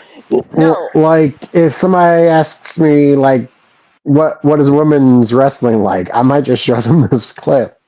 I love that because like, it feels like we all know that after Mania, Roxanne's getting called up, right? She's already in the Elimination Chamber. We're already gearing her up for the main roster. So I do love they're like, hey, you're still in NXT. You're still in NXT until April 21st. You're like, sorry, 22nd. You're still in NXT. So please come. So yes, it's still your division. I love they're running this back because I felt like the first match was just like, we're doing this again, right? It's like, yeah, we're doing it again. Yay! I'm all here for Roxanne versus Jordan Grace, especially right before she leaves. It's like, yes, this feels like something we should. This is definitely a match we should run back before Roxanne gets called up. So I'm here for all of this. Sorry. Jada Parker, more Jada Parker, Kalani Jordan stuff. Let's see. Jada Parker says, excuse me, there may be a him in WWE. Jordan is not the her. And that she is going to ultimately, that was a good line. beat Kalani Parker or Kalani Jordan. Jada Parker is getting better in her promos. I thought this was one of her better promos. And, as we're developing, throwing things against the wall, let people do things, I thought she came off really good here. She is developing faster than some of the other women on the roster. And so I'm excited for that. I really like anything you guys want to say about the little segment. I would dig seeing her in a tag team with Tasha Steelz. That would be fun. And it's a crossover. But no, I totally agree with you. Like, I love a good promo is we're not dilly-dally. We're getting to the point. This is why I'm gonna beat you. This is exactly what this was. I love the part of even though you're dating him, you're not her. I love that. I love that because they are dating. So like that was like a nice little dig. If you don't know, nice little dig. And it's like I'm coming with that behind. Enough said. Let's go. Like it should get you hyped for the match, and it definitely got me hyped for this match. No Quarter Catch Crew versus Matt and Jeff the Hardy. Yeah. This is their first time in NXT. Is that correct? Yes. Holy smokes! With the history of NXT and the history of Hardy Boys, it's hard to believe that it's the first time they've ever been there. But they come over from TNA in this crossover, and they defend their tag team championships against Miles Bourne and Tavian Heights of the No Quarter Catch Crew. Thanks to a twist of fate from Matt Hardy and a senton bomb from Jeff Hardy, the Hardy Boys do get the win. I don't think anyone ever doubted that the Hardy Boys were going to get the win here, mostly because I think we're destined, as you'll see post-match, for a match between the Hardys and Fraxium for title, which, again, we'll talk about here in just a minute. What do you guys think of the match before we talk about the post-match? What do you guys think about this? Okay, I love the Hardys, but like the NXT tag division is really the down part of the show. And like I was looking at like giving the show like in the A's, and then it's like this actually brought it down a bit for me. What? Dang, got it. I did. Okay, you know what? Watch out. All right. So, first things first. Like you said, Hardy Boys in NXT. NXT, the vibe. It really is. And so when you just say Hardy Boys in NXT, I just want that. I don't even need a match. I just want that. And so that music hits, and it's just like, oh, they're actually here. It's just like I got hyped. They are hyped. It's like we're y'all been boo-boos. Now I haven't been watching TNA. I'm sorry, I'm not paying $3 on YouTube, and I'm not watching them. And I don't have X. That's the only reason why I haven't seen TNA. So I haven't seen the Hardys in a match. So in a couple of years since they left AEW, right? So I like this match. Like, okay, they don't suck. In the ring, I'm like, okay, we have something to work with. They're not washed. It's actually a decent match. Jeff actually got his swanton back. I was very happy. I'm like, oh shoot, he's not putting his whole weight on the tag team stomach anymore. He's actually doing a decent swanton. Okay, we have something to work with. And even though I would have loved if their first match back in NXT was a takeover or a premium live event, I think this was a good decision because, like you said, if you don't know how the Hardys are going to work, if you're unsure, this is a very good warm up match. And crazy enough, North Quarter Catch Crew didn't suck either. Where it wasn't like, oh, they're just getting dominated or oh, they suck. No, this actually was a good back and forth. So I actually did like this match. It's like, okay, we have something to work with the Hardys. North Quarter Catch Crew did not get stomped out. So it's like we do. So we got hope for Real Car Catch Crew, and the Hardys are still the Hardys as face value. Like they haven't plummeted to it's like what I'm gonna say. There we go. When Goldberg came back, over 3 minutes is like, oh my God, he's not Goldberg anymore.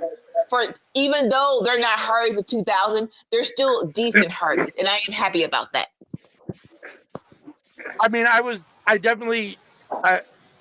I expected they looked better than I expected. Let's put it that way.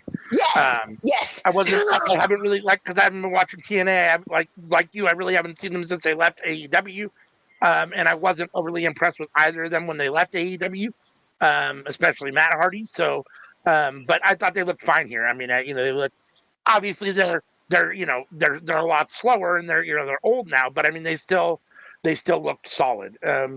Post match, Fraxium came down to the ring to show their respect. Fraser says they're the best tag team in the world, and they're standing in the ring with the best tag team ever. And Jeff says, we're not doing this. Let's just cut to the chase. We'll put the TNA tag team titles on the line at Roadblock.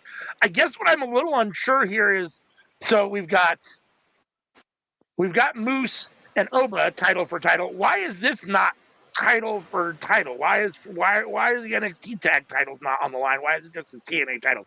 What it leads me to believe is that Fraxium's probably going to beat the Hardy Boys and be 2 belts. Unfortunately, much to Sammy's dismay.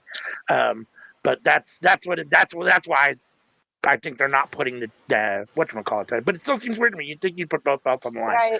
What you guys? I would say the opposite. You'd think you'd put the NXT titles on the line.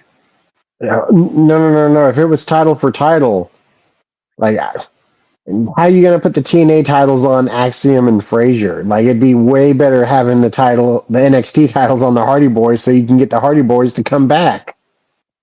Yeah, I just, the reality is that at 100 and 150, the Hardy Boys are not able to adequately defend 2 titles on 2 different shows at this point in their careers. I don't think. Maybe I'm underestimating them. Maybe it would be fine. Axiom and Frazier are still very young. They've got the ability to go and wrestle, in TNA, anybody there, and come back and wrestle, the next night if they have to in NXT or something. So, well, I don't know that you get that same kind of turnaround from the Hardy Boys. But I mean, the Hardy Boys are a part of that generation of where they will keep going until you make them stop. They don't choose to stop. You have to make them stop. Yeah. This is true. Yes and no. Anything you want to say, Nika? Go ahead. I'll say this. I think with since Ric Flair's retirement match, right? The one in WWE, everybody wants that fairy tale ending. It is a matter of when are you going to stop to get it?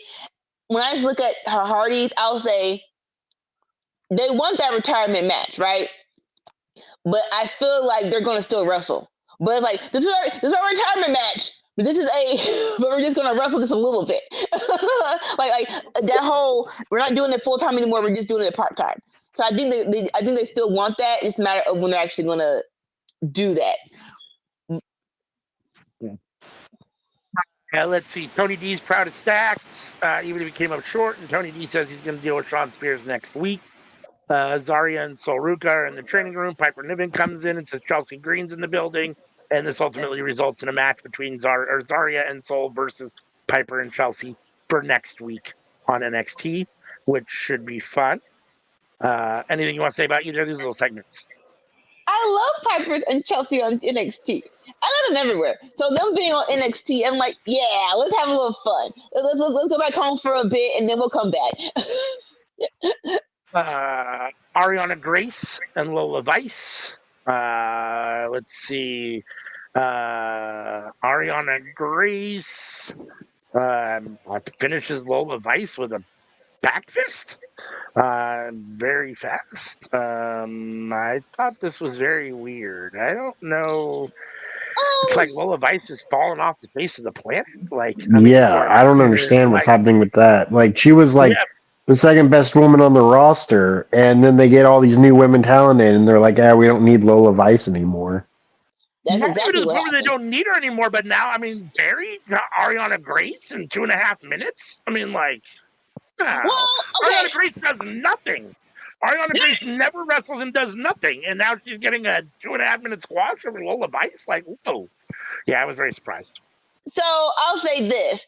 I think Ariana Grace is on we haven't seen her on NXT, but she has been doing a whole lot of appearances on TNA with her dad. So I think more so this whole like let's get Santino back over here, which I am happy for. Like them two together are hilarious together. Like going back to the original promo, and Lola was like, "Unless your family didn't teach you how to fight," and then Santino's like, take it easy." But no, everything breezy. So it's like I do. So I think this is definitely more or less just to have Ariana Grace and Santino on television. This is probably just for that, is to have Santino on television during this crossover event. It was kind of a squash, but I did like the opening where like you gave Ariana Grande a little bit of leeway, where it's like still a couple of punches in, still backflip, but it is still Lola Vice. Y'all said it. We just don't want to admit that it's that simple. We're like, yeah, we have a whole lot of women here now. We don't have a spot for Lola Vice right now. I don't think we're going to figure it out, because Lola is one of your great mid-carders, and hopefully, like, we figure out the situation. I wouldn't mind her. I wouldn't mind seeing Lola versus Stephanie, but I just think like, as of right now, at least she's on television. At least she's on television. So as long as we see her on television, we're good. Mystery Group attacks No Quarter Catch Crew, Retro 2.0. Until they give him a name, that's what I'm calling them. Eddie Thorpe is walking around Cincinnati, talking about how people are forced out of their land and had to move west. And somehow this is some analogy to him facing Trick. So, yeah, I thought that was a weird. Eddie Thorpe is odd. That was a weird little segment promo thing. I'm not totally sure what to make of that. And then Ava is here to make some announcements. She seems that she's clarifying that Moose and Oba is only for the NXT title, not for the X Division title, which I find interesting. I think it makes sense, and I think it probably further solidifies that Oba's beating Moose. Yes, that's exactly what it did for me. And not, and that they're not going to have him be two belt Oba. Anything you want to say about any of these couple little segments here? Eddie Thorpe or these were down parts of the show for me. What do you think? You haven't really been. It's been a couple weeks, I feel like, since we've had you here. Yeah. What do you think about the mystery group on the four guys that are attacking everybody on NXT? I dig mystery groups. It's just that, once it's revealed, it's usually a wet fart. Yeah. Like, I mean, probably the best one we had was the group with Adam Cole on AEW, and even that wasn't that good. Yeah, with the double masks. Yeah. Yes and no. I'll say this. For the crossover event at Roadblock, I don't think every match needs to be title versus title. Like just call it champion. They call it the champions of champions, instead of Roadblock, right? So I'm okay with not every title going bout for bout, right? And even though we're doing this cross promotion, I do think that NXT should still be its own brand. So more so it's like, yeah, I still want to be a separation of church and state. You know what I'm saying? Like, I don't want this to be so integrated where it's like, oh, who more so there we go. I don't want this to be a total takeover of NXT of TNA. I want TNA to still be TNA. So I am very glad that I'm okay with it not every title being title versus title. Because Eddie Thorpe, I am too. I just find it interesting when they choose to do which titles they do. And unfortunately, when you have champions versus champions and you put a title one or the other online and it's not title versus title, I do think it makes the outcome more predictable most of the time. Yes. Yeah, I get that. With Eddie Thorpe, I don't think Eddie Thorpe knows who he is. It's like, sir, I need you to figure out what character you want to be. Like, I feel like we're still trying to figure it out.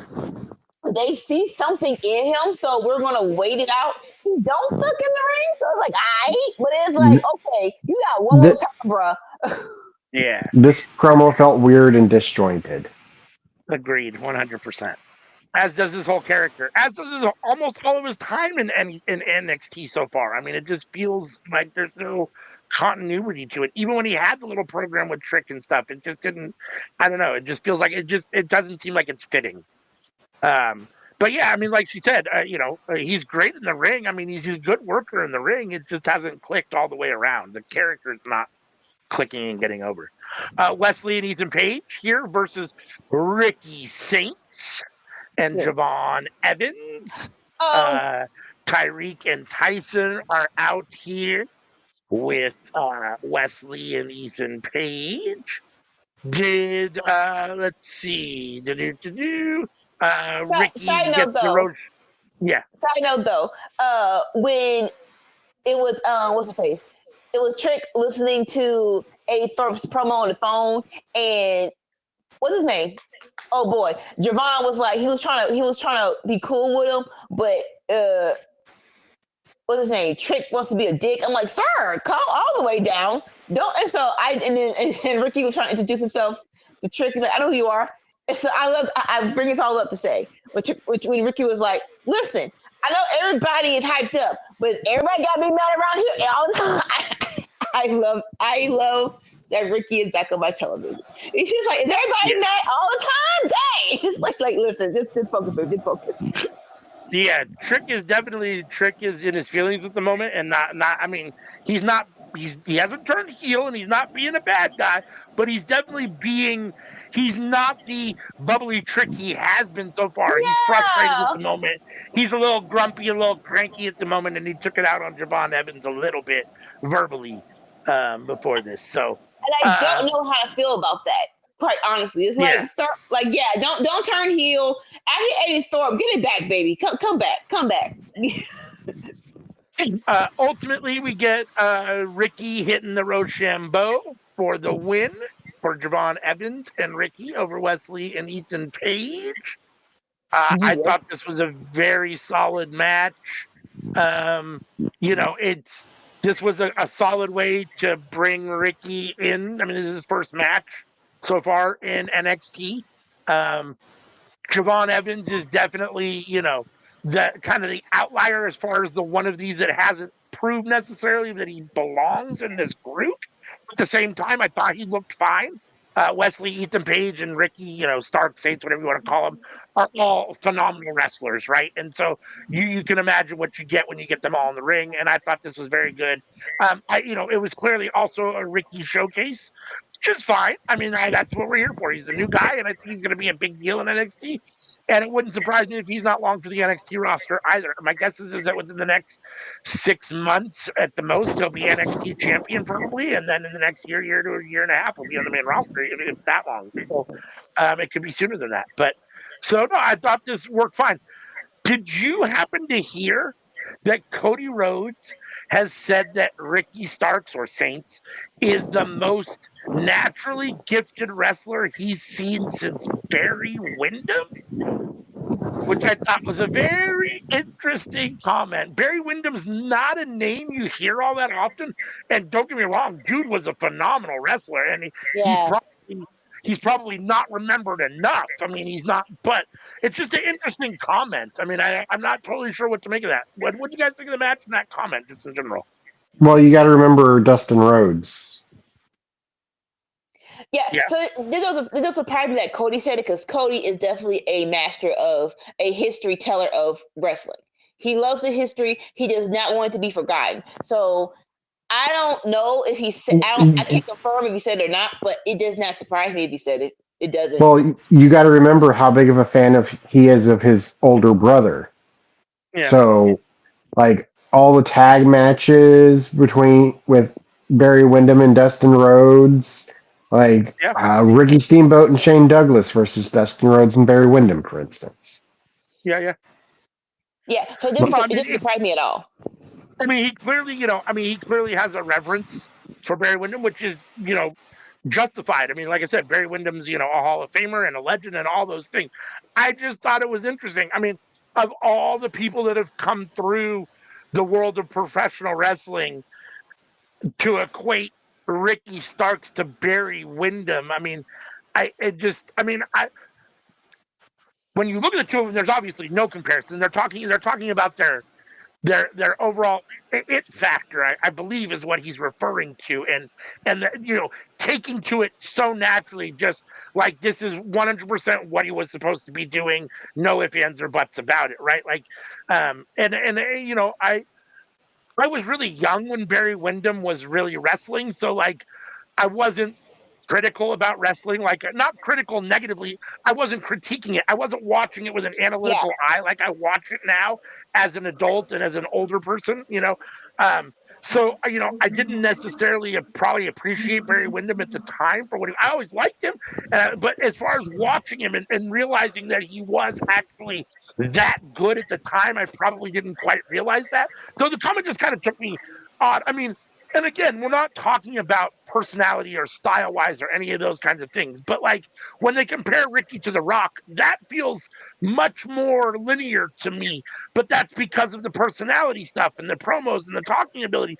Which is not really what Cody's referring to here. And then you got to remember, Cody grew up in the South watching all these guys and has a different perspective of some of these guys than some of us do. So, I mean, let me rephrase that.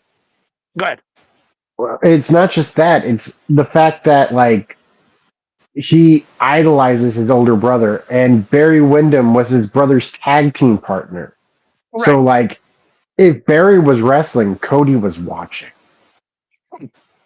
Yeah, absolutely. I forgot to mention that this was the main event of the show. So this was the main event of the show, this tag team match. And I thought, for the main event, I thought it was very solid. I'm happy to see, like I said, I think Javon is getting the rub very early in the spot, very early in his career. At the same time, I didn't think he looked overwhelmed, and I was happy to see him here in the main event. A solid match, and Ricky looked good. So I thought this was a solid week. I'm going to give this a B. I thought it was a very solid week. Another point I'd like to make is how happy was Cody Rhodes getting to be the mentor for Barry's nephew? Oh yeah. Oh no, yeah. If they do another when they were telling the story, it'll probably like we there's still much more meat on that bone, and so yeah, I know Cody just on a history level is happy to bring all this back up. with this main event, I'm so happy to see Ricky. Like it really is a breath of fresh air. I am not a company person. I am wrestling. I'm fans of wrestlers. That is truly what I am. So to finally see Ricky back on my television, it was just like I missed you, man. And you can tell Ricky missed it too. But he was all hyped up. I'm very happy that he was able to do the match with such control. Because I know if I was in Ricky's position, I haven't been on television in a good minute. I'm like, you could tell he was fired up. He's like, nope, we gotta do the match. It's gonna be fine. So like, yeah, I missed you, Ricky. With Javon being the rookie, this was a good match for Ricky for his first match in NXT against Ego, against Wesley. This was a great main event, and it was a great first match for Ricky Saints. I'm here for Wesley and a Ricky Saints feud, which I think is what we're ultimately going to get, which that I'm here for sure. Yes. What are you guys giving this show for the week? Again, I'm trying to think. You got dock points if anything was egregious. Nothing was egregious to me. Yeah, I mean, there were those couple of parts in the middle, but they were segments that weren't like matches. Like none of the matches were egregious. Right. Okay. This is my rating. I don't. Nothing for me was egregious. Even Lola versus Ariana Grace. That slipped my mind. Oh, even though that was a squash, hey, Lola was on my television and Santino was on my television, so I'm fine with that. Giving it an A seems like a lot, so I would give it a B plus. But I loved it. I love this. This was good. So you liked it even a hair more than I did. I gave it a B, and Nika's giving it a B plus. Tell me what's your grade for this week for NXT. I was gonna give it a B plus, but oh man, that Lola squash. I'll give it a B. She squashed. She squashed.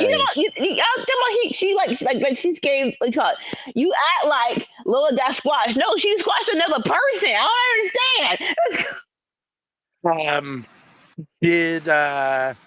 What did you give? I'm sorry. What did you give Raw, Anika? Did you give it a B plus as well?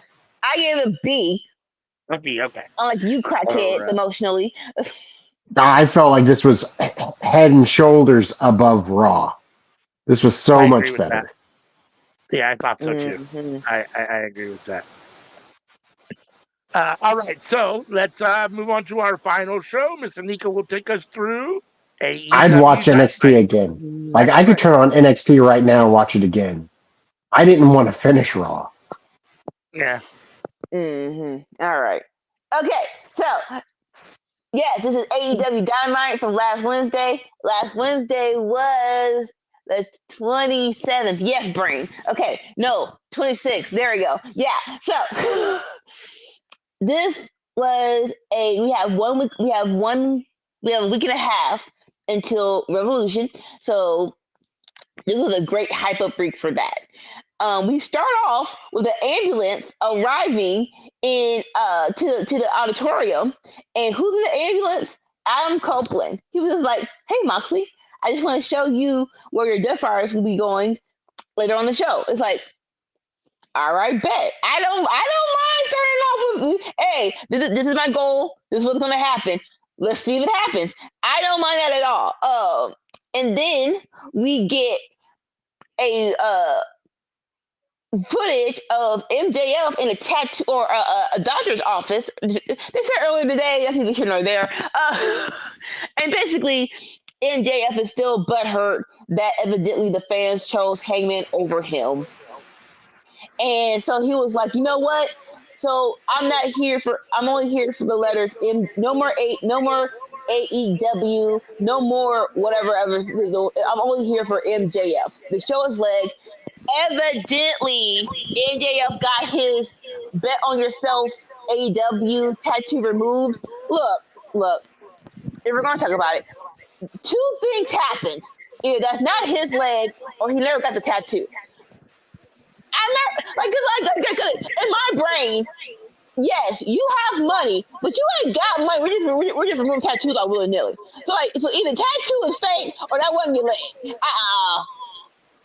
I'm gonna go with that tattoo was fake because in my brain, even though I do think MJF loves AEW, I think 5 years down the road he wants to go to WWE. At one point in his career, I see MJF wanting to go to WWE just to say I was in WWE. So I'm not going to say the tattoo would hinder that, but it is like if that is your long lost, if that's your dream, it's like, are you really having a tattoo on your leg of AEW? Yeah, that is me. That's me. So in my brain, either tattoo is fake or that leg that's getting later removed is fake. But what do y'all think about these two opening segments of AEW? We're coming up in the ambulance is what it is. I mean, I like the idea of taking out each Death Rider. I mean, I already said that I'm convinced that Hope is probably winning the title at Revolution. So yeah, take out all the Death Riders, and then he's only got John Moxley. So, I'm not necessarily here for him being champion, but I think that's what's going to happen. And this is an okay way to get there, I suppose. Yeah, you're right. I mean, I can't. There are plenty of people that get tattoos removed. Don't get me wrong. And maybe he did it, and then maybe he thought to himself, "Fuck, if I really do want to go to WWE, maybe it's better off to not have an AEW tattoo on my leg." My guess is that you're either right. It's either not his leg, or it was a fake tattoo to begin with. Because I don't. I mean, I just don't see that as legitimate. Not to mention the fact it's still a weird spot to do a little promo. Like I thought the whole Yeah, thing was weird. Like I didn't Yeah. really care for it.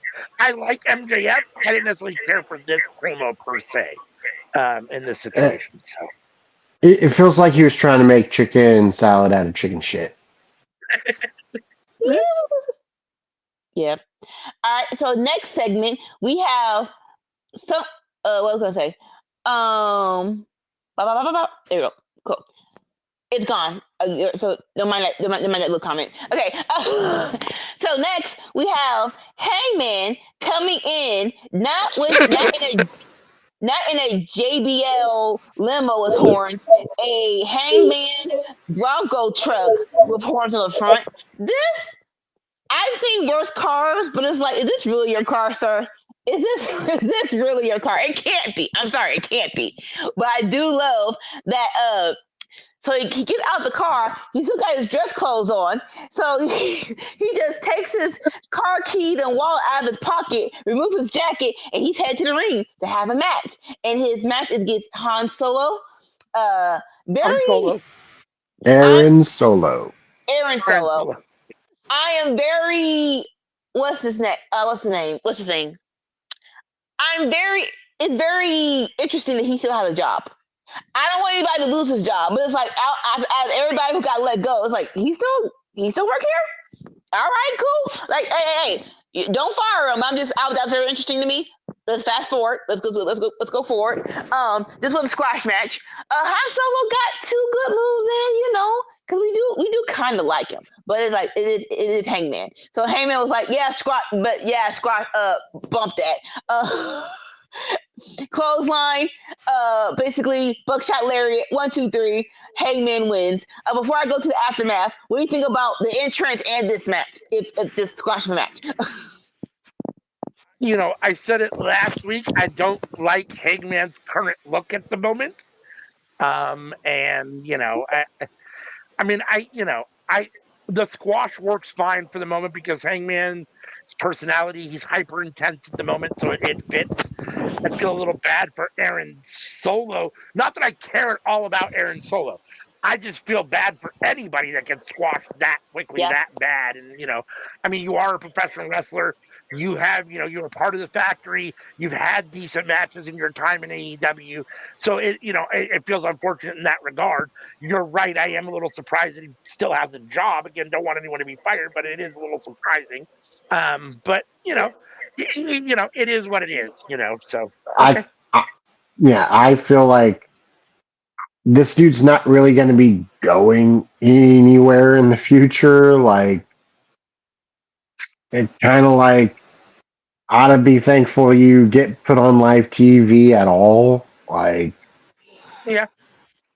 I don't expect your career to be any bigger than it already is.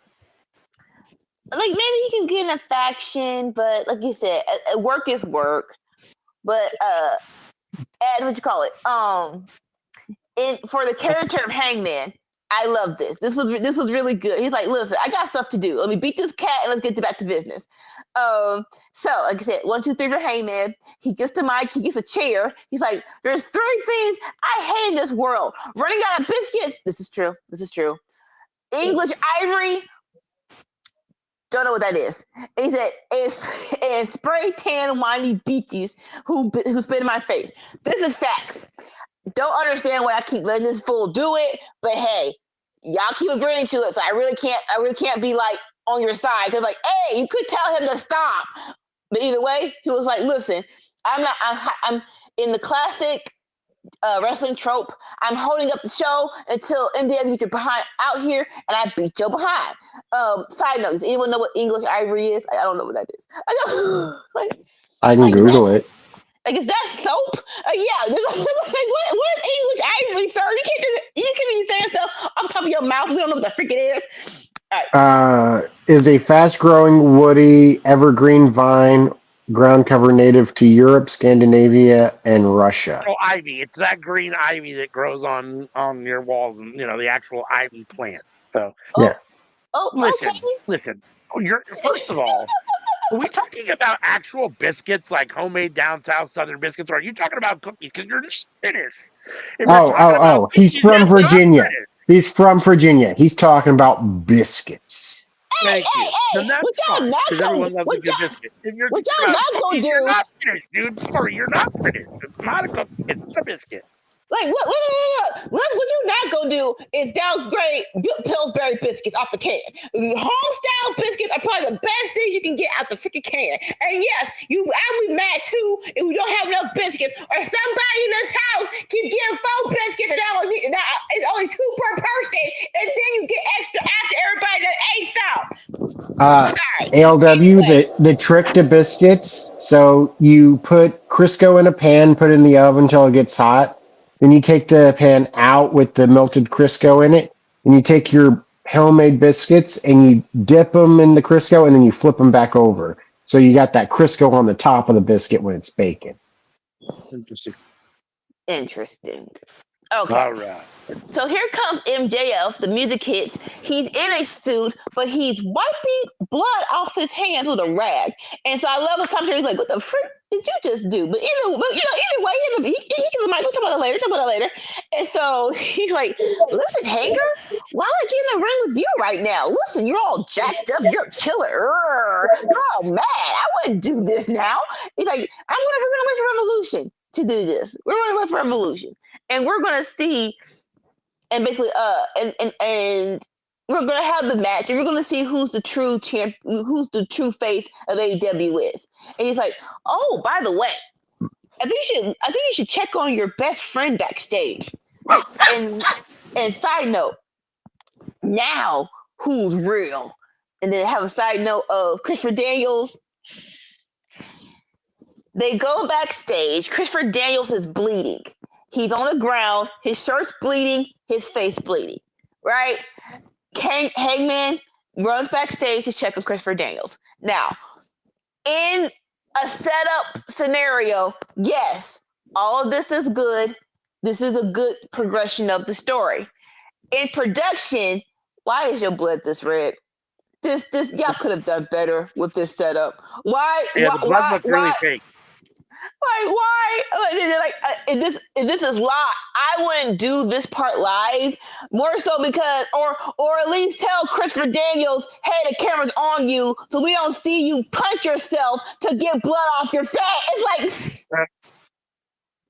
is like, listen, some stuff can be pre-recorded. So yeah, the production was, less to be desired, but I get the story. So like I said, Hangman rushes off to Christopher Daniels. He's like, "Help, someone come help." And for me, this should be the end of Christopher Daniels' involvement. Like, please, Christopher Daniels did his part in the story. He gave Hangman the light to go back to a baby face. He gave someone for MJF to beat up. This is over for Hank. This is over for Christopher Daniels. You're fine. I don't want to see Christopher Daniels no more in this story. But what do you guys think? I mean, I thought this was fine. I mean, other than Christopher Daniels' Yeah. blood not looking real, I thought this was fine. I mean, I agree with you too. I agree with you to a certain extent that I don't need any more Christopher Daniels involvement. My guess is that it's probably not the complete end of it, but I don't necessarily need any more. And the ultimate match between MJF and Hangman is going to be amazing. So Yeah. I was assuming this was writing him off of TV, and because of that, like, good. This is good with me. But I thought him having his last match was right. I was like, how many write-offs do you need, sir? Just go. I'm just that's just me. All right. And so that happened. We flash back to the crowd and we see Don Callis and Cal Fletcher in the skybox, going to enjoy some of the show up there. And then we go backstage. We have an interview. We have an interview with Chris Jericho. And Sarah, you want to say something about any of this? I think it's just the echo. It is. Okay. Yep. So Renee Paquette is backstage with Christopher Daniels. Chris Jericho. Side note: if you haven't seen Collision, it's on a roll right now. Chris Jericho versus Bandito was amazing, but unfortunately, Chris Jericho won. Whatever. He retained his championship. So we get backstage with Renee Paquette, and Chris Jericho is like, Renee, aren't you going to apologize to me about how rude you were last week? Oh, now that I'm winning, you want some of this shine, don't you? Renee was like, yes. So, like, you know what? That is a perfect way to treat stuff. If you want to treat someone who's a troller, well, let's say, yeah. If you want to move someone who's trying to egg you on, you don't argue, disagree. Like, yes, there you go. Good job. Yeah, you're the man, whatever. Now, he's like, now tonight, we have a match against Brian Keith versus Ospreay. He's like, how did this come about? And so he was like, listen, he's like, a friend needed a bounty hunter. He needed someone to help. I like to help people who are in need. He opens the door.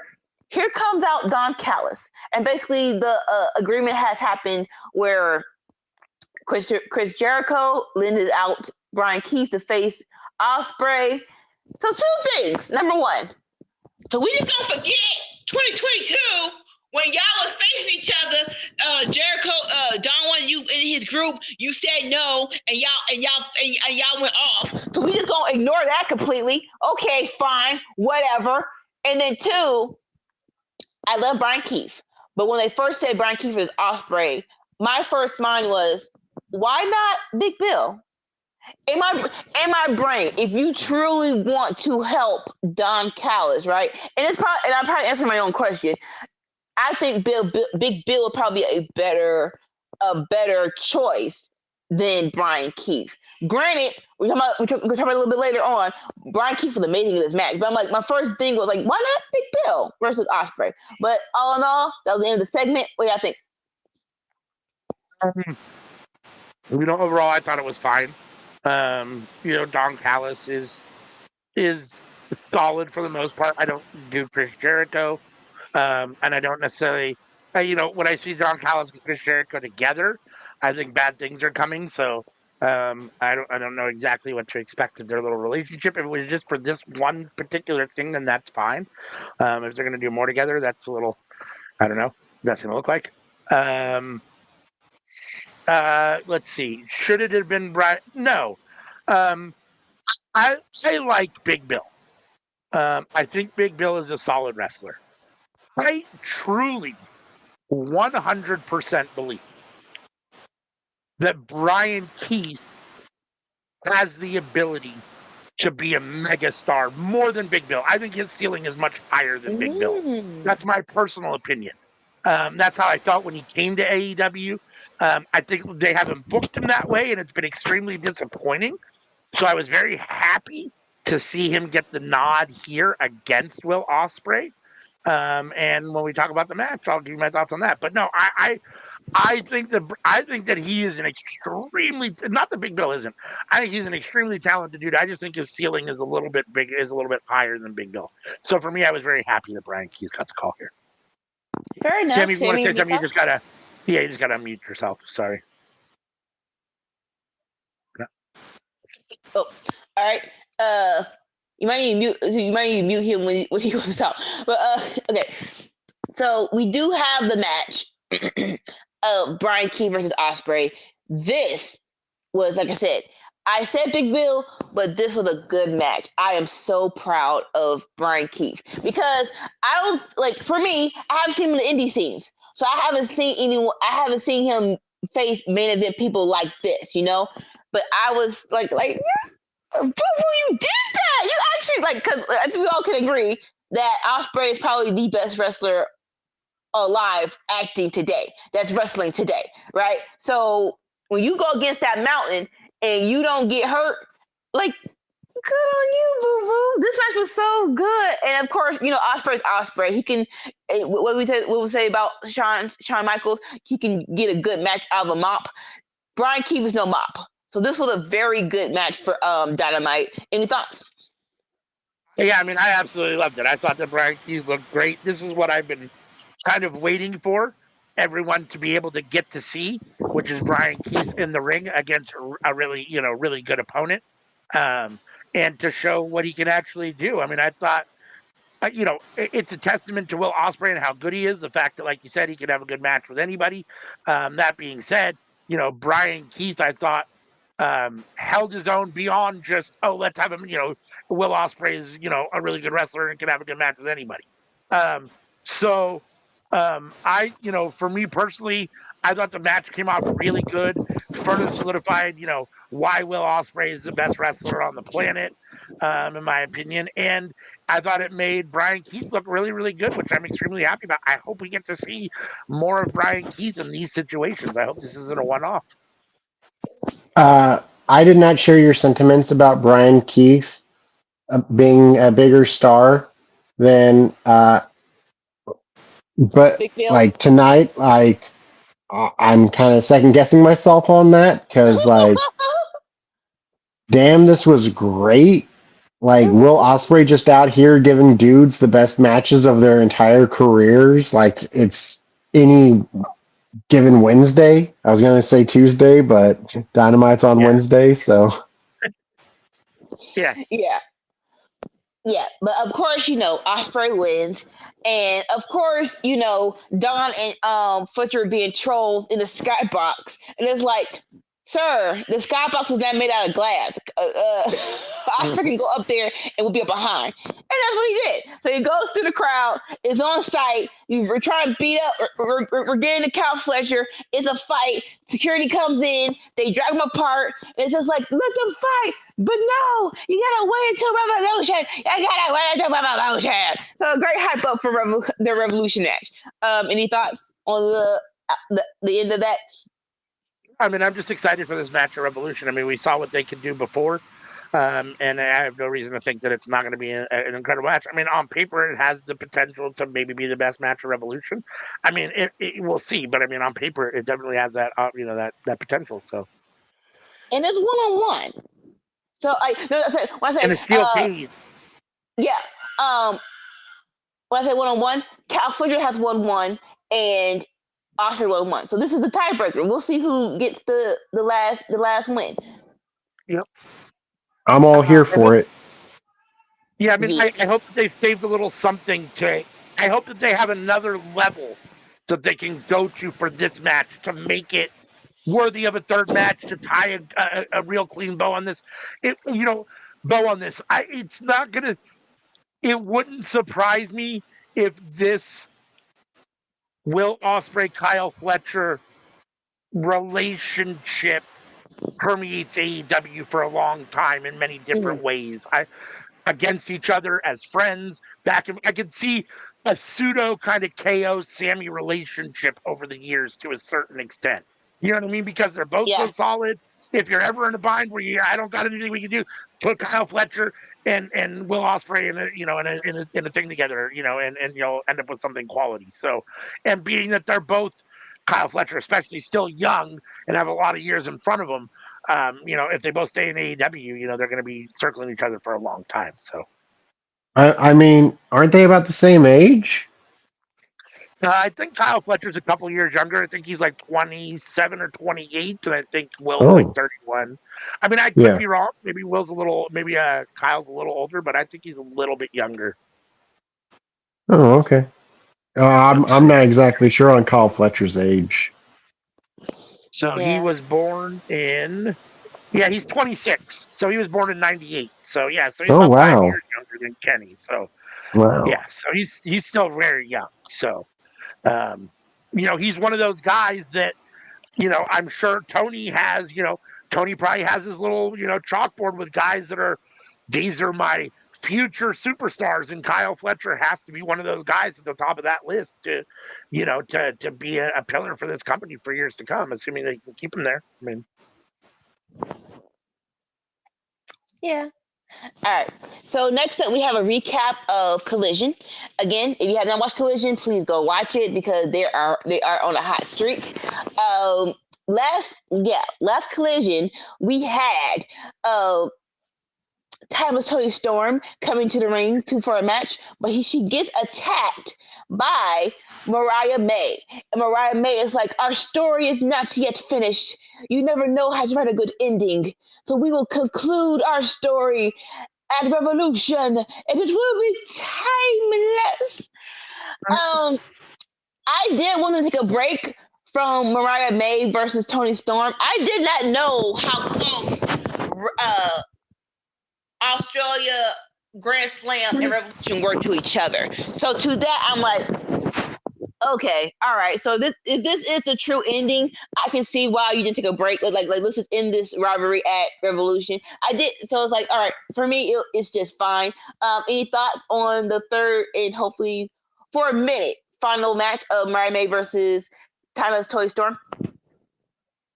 and I'm always happy with Timeless Tony Storm, so I'm happy that she's, back and champion. Her and Mariah May in the third match, it should be good. The first two were solid, so there's no reason to think that the third one wouldn't be good.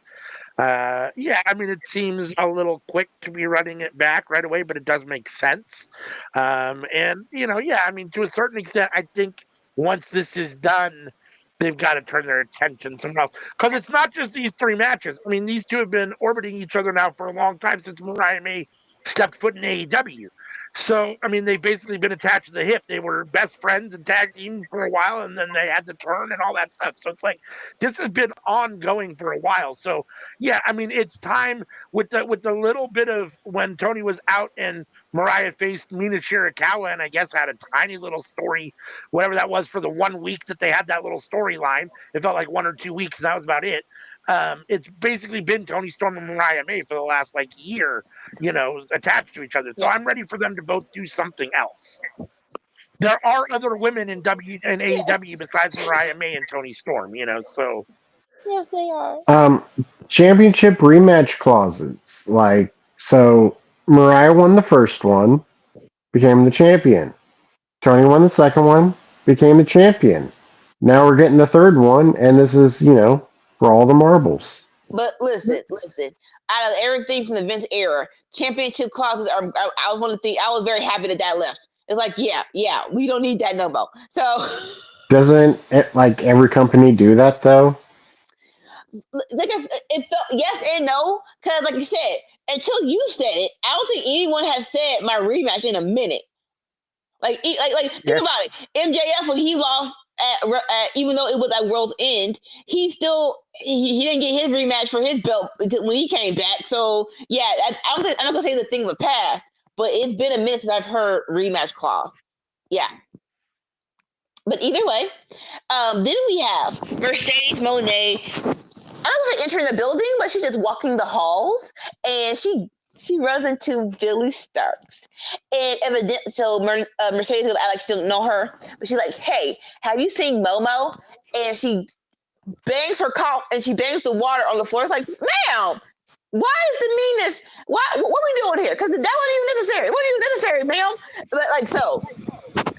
Rematch clauses are the reason why I don't like contenders matches.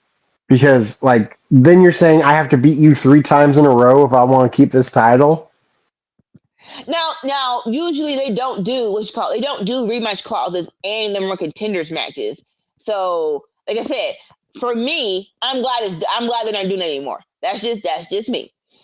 But yeah, so Mercedes tries to bypass Billy Starks, and Billy's like, you know who I am. And so Billy's like, so sorry, let me get it right. Billy Starks was like, you ain't going nowhere. Who the freak you think you are trying to let my water out my hand? So Mercedes Monet's like, I'm Mercedes Monet. I'm champion, CEO, blueprint, working it down. And so she was like, but you, and then Billy was like, you forgot narcissistic. Go, sick burn. And so that's when Mercedes got mad. Like, who the freak you are? She's like, listen, you know who I am. I'm Billy Starks, former or ROH Women's Television Champion. I like this little wink wink. Future AEW TBS Champion. Like, hey, you want to do that in the future? I'm down with that. And she's like, you know what? But if I were you, I'll watch my back because Momo with a bat was right behind her. Mercedes runs off, and Momo has a TBS Championship, and so Bill was like, nice. Listen, this was fine, but we are more hyped about what this should lead to because AEW has let me down in the women's division. But this is what I feel like should happen. We have seen an interaction with Billy Starks and Mercedes Moné. We have seen an interaction with Mercedes Moné and Momo, which will probably that match will be at Revolution. Who did Momo beat in the tournament in Japan? Athena. Who is Billy Starks at ROH? Athena's minion. So please tell me that this little interaction is giving us a future insight that we're going to get Athena versus Mercedes. Look, y'all let me down. We have been banging this drum for about half a year, maybe a whole freaking year. That Athena needs to come back home to Dynamite and defeat either Tony Storm or Mercedes Moné. Evidently, you got Tony Storm with Mariah. So yes, please, sooner or later, give me Mercedes versus Athena. Any thoughts on all this? Yeah, you want to go first or you over here? I would absolutely love to see Athena and Mercedes go at it. I'm assuming it's not going to be soon. Like the soonest we get it is Dynasty. Like I said, we are doing Momo versus Mercedes at Revolution. So if that's next up, I'm all for it. And I'm like, no offense to Billy Starks, but it is like, why would we have this interaction so long? And it's not a wink, wink, hint, hint that Athena's coming. That's just me. That's just me. Yeah, I mean, I tend to agree with you in that regard. I mean, Billy Stark should be a precursor to Athena. I mean, that's, I did think it was kind of interesting the way Billy Starks had to tell everybody who she was, just in case you didn't know, in case you've been living under a rock. But I don't think what this was. It was okay, and Momo and Mercedes should be solid. I mean, I assume Mercedes is getting the win, but I think Momo versus Mercedes at Revolution should be solid. Agreed. All right, next up, they show a clip of it was the Outrunners on Sports Center hyping up a college team before their basketball game. I'm like, this is cute, and this is a great exposure for the Outrunners at AEW. This is nice. I'm here for all of this. And then we have the Outrunners versus the Motor Machines of Brian Cage and Lance Archer. The winner of this faces the AEW Tag Team Champions, the Hurt Syndicate. This was basically a squash. It was basically like 90% of the offense was Murder Machine. Outrunners got a little bit, but Murder Machines were definitely in control of the majority of this match. And then at the very end, the Hurt Syndicate music hits, the Hurt Syndicate comes out on the ramp and distracts Murder Machines long enough that the Outrunners win. So they're gonna face the streets. They're gonna face the Hurt Syndicate next. This is interesting. This is a choice.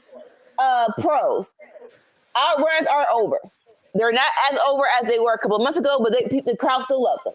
So I am here for them getting time on television and a title shot. On the opposite end,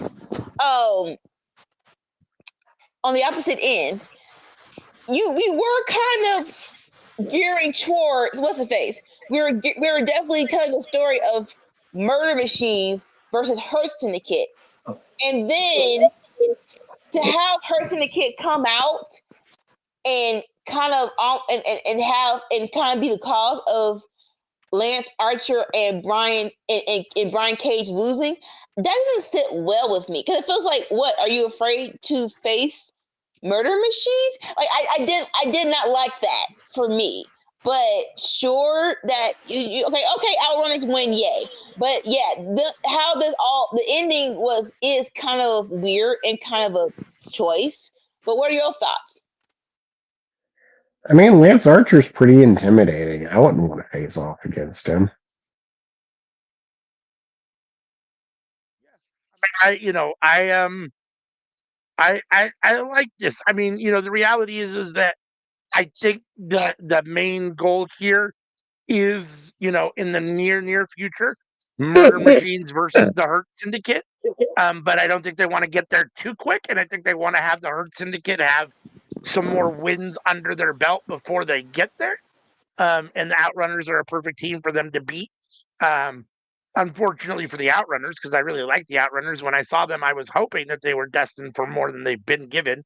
But it is what it is. Like I said, you got to have warm bodies, and not everybody can be the champion. Not everybody gets that call. So the Outrunners do well for what they do. And To be fair, when they were signed, I don't think that them ever getting a tag title shot was ever predicted in the cards for them. So I'm really happy they're getting opportunities. Yeah, that might very well be true. I mean, I have no idea. I mean, I'm happy to see them getting opportunities too. And I thought that, I didn't quite see it as one-sided. I think as maybe Anika saw it. I think the Outrunners looked terrible. I mean, yeah, I mean I think the Murder Machines, were definitely, it was probably 60, 65, 35 as far as being in control. But I thought the Outrunners didn't look terrible. I don't like the roll up at the end. I didn't think the distraction was adequate enough to roll up a guy like Lance Archer without something else precipitating it. But again, it is what it is. And the ultimate goal is Murder Machines versus the Hurt Business, which should be fun. I don't think it's going to happen, but I wouldn't necessarily mind seeing the Murder Machines as tag team champions at some point. I don't necessarily think beating the Hurt Business right now is the right decision. But at the same time, I wouldn't mind seeing the Murder Machines as champions at some point. I like the Murder Machines, so My only thing is like I think it'd be more apt for them to be the ROH tag champions. That way they can hold the belts longer and get a few more matches that in comparison to the AEW tag titles where they probably won't get as many matches to showcase themselves. yeah. I mean that's probably fair. I mean, the only issue that I have with that is just that Ring of Honor is, you know, a level so much lower, right? So I mean, it is what it is. But what are you gonna do? I mean, it doesn't have to be. Look at Athena. Yeah. Well, Athena has been in her bag, and I feel like I'm not sure when it happened, but they gave Athena full reigns. I don't think they're going to give the Outrunners that kind of leverage, but they may not. They may though. And not that Athena isn't killing it in Ring of Honor, because she is. She's absolutely destroying it. That being said, she's not doing it on Dynamite. She's not doing it on the main roster on AEW. She's not doing it in WWE. I mean, unless you're watching Ring of Honor, you're not seeing it. So it doesn't really. I mean, if a tree falls in the woods and no one's around to see it or hear it, doesn't make a sound, right? Or to hear it doesn't make a sound. I mean, to a certain extent, so what? I mean, she's doing wonderful in a situation that nobody really watches. Yeah, I mean, like some people are watching it because we're saying, "Hey, bring her out," but Yeah, I no, do I'm get not what you're saying some saying. people, but I'm just saying as a general rule. I mean, it's definitely not being watched like, other shows are. I mean, she's not getting the exposure she would be getting if she was on Dynamite or Collision on a regular basis. That's for sure. I mean, Yeah, I feel you. All right, and so we're showing a promo of having again Collision. If you haven't seen it, you gotta watch it. They're showing Edge concertoing Pac, and he's on a mission statement. He's like, I'm taking all of the Death Riders out one by one, so it's only me versus Moxley. And then we have the Moxley backstage promo where he's like, look, hats off to you. I'm actually happy that someone around here says something and has the balls to back it up. But he's like, but if you just wanted one-on-one, you could have just asked. Could you though? Could you? And then Claudio was like, I don't pay attention for one moment, and Pac gets hurt. So hats off to you, Copeland, but you're not hunting us. I'm hunting you. Listen, I like when a story has a direction. So Copeland taking out Death Riders, and the reason is because I want you one-on-one. Love it. Actually executing it, great. So as of right now, I'm loving all of this. Any thoughts? well, thank you. Money. Yeah, What? I mean, I agree. Money, it's money. He was saying that it's money. It's working well, Yeah. and I would agree with Oh, that. I mean, money. I think Yeah. the only complaint that I have is just that I wish it was someone else besides Adam Copeland. That's my only complaint. Yeah, I But was yeah, definitely feeling that at first, but it's I said, working for me. So like I'm less apprehensive about it. Like I'm like, all yeah, right, all right. If you're gonna make he's this doing a really good, good like I'm job. down. I mean, he's doing a really good job. I just, yeah, As a Revolution match, I'm all here for it. I still don't think Adam Copeland should win. I'll say that. Adam Yeah. Copeland should not be beating John Moxley. That is just me. Well, I think this is like where Mox needs to make his run. This is where he needs to make his statement. This is where he needs to put his name in the list of being the GOAT. This is his chance. This could be his last big chance to get his name in the history books as being the best of all time. So let me ask a really quick question here. Is there, when someone's in the conversation for GOAT, are there really people that are like, that guy has no business being in those conversations? I'm talking just in general. I mean, we've talked about Brian Danielson being referred to as the GOAT. Is there anybody that believes that he was absolute garbage and was never even a decent wrestler or Right. isn't a decent wrestler in any way, shape, or form? I don't think there's anybody that actually believes that, right? Um, and I'm trying to think, the Shawn Michaels of the world, the Bret Harts of the world, whoever else you're going to try to talk about in that category of, the GOATs. Universally, they've been respected. Even from their critics, they've been respected. The comment I heard from Jim Cornette, and Jim Cornette's a piece of shit, don't get me wrong. I've never heard about somebody else that's considered in the GOAT conversation. Jim Cornette called John Moxley the worst wrestler on the planet 2 weeks ago on his podcast. I don't agree with that. But what I'm saying is that he's never said that about the other guys that are in the conversation for GOAT. So it does make me wonder just a little bit if there isn't if Moxley doesn't have more detractors than some of the other guys that have been up for that conversation or that position over the years, or should be talked about in that position. So you said Jim Cornette is stupid. He doesn't know what he's talking about. GOAT is a very high term, though. GOAT is a very, very high term. I'm not sure if Jim Cornette is talking about him in WWE. even though I liked him in WWE, that's just me. But I understand how some people were not high on John Moxley when he was in WWE. But for me, I'm not calling John Moxley GOAT. Even if this run is good, I'm not calling him the GOAT. Because in my lifetime, I'm like, sir, there's still The Rock out there. It's still Stone Cold out there.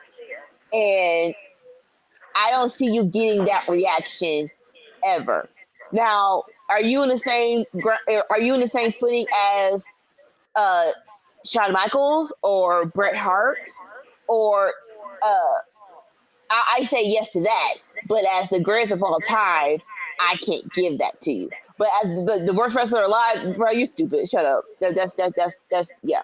We've seen worse. We've seen worse. So that's why what you say is ridiculous because we've seen worse, sir.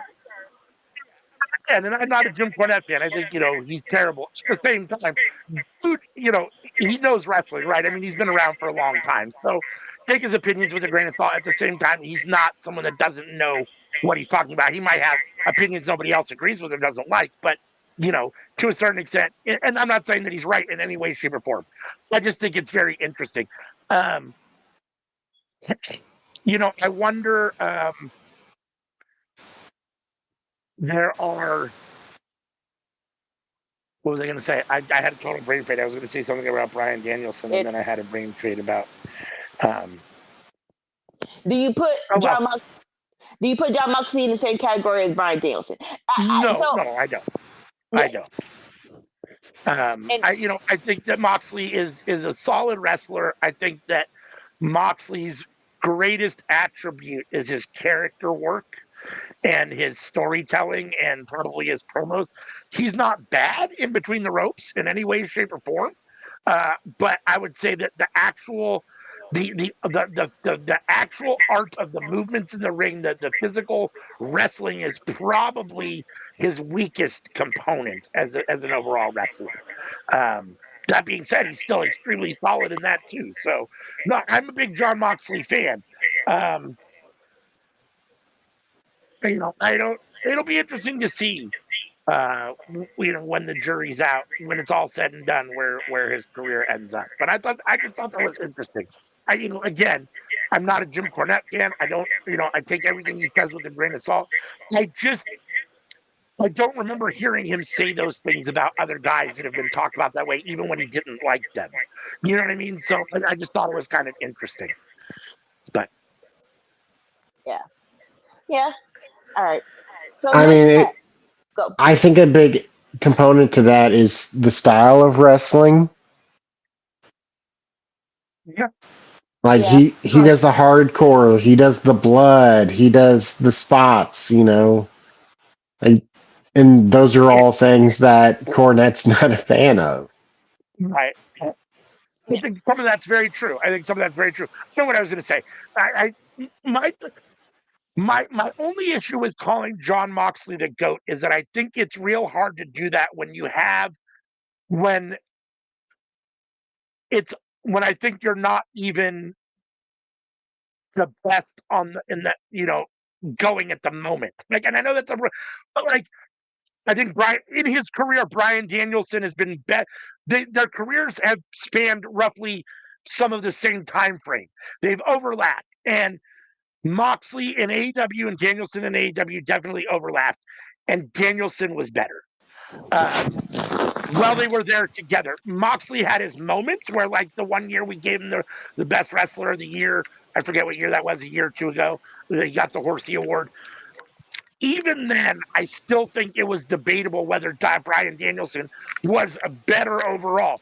Moxley was having a very good run at the time and had a great year, but overall, now you have a Will Ospreay who we talk about in as many words as being the best wrestler on the planet. So if he's the best wrestler on the planet, that would imply Moxley is not the best wrestler on the planet because in theory only have one, and that would mean that where does that fall in? If you're not ever, what I would say, for more than a period of time like 1 year, the ultimate pinnacle of your profession, I think you have a hard time being the GOAT. And I don't know that he's ever been at the pinnacle long enough to be in that conversation. But again, that's why these conversations are great, and that's one of the things we love about wrestling is that it's all a matter of opinion, and there's no right or wrong answer, right? So everyone's entitled to their opinion, and saying that Moxley is a GOAT is not necessarily a wrong statement.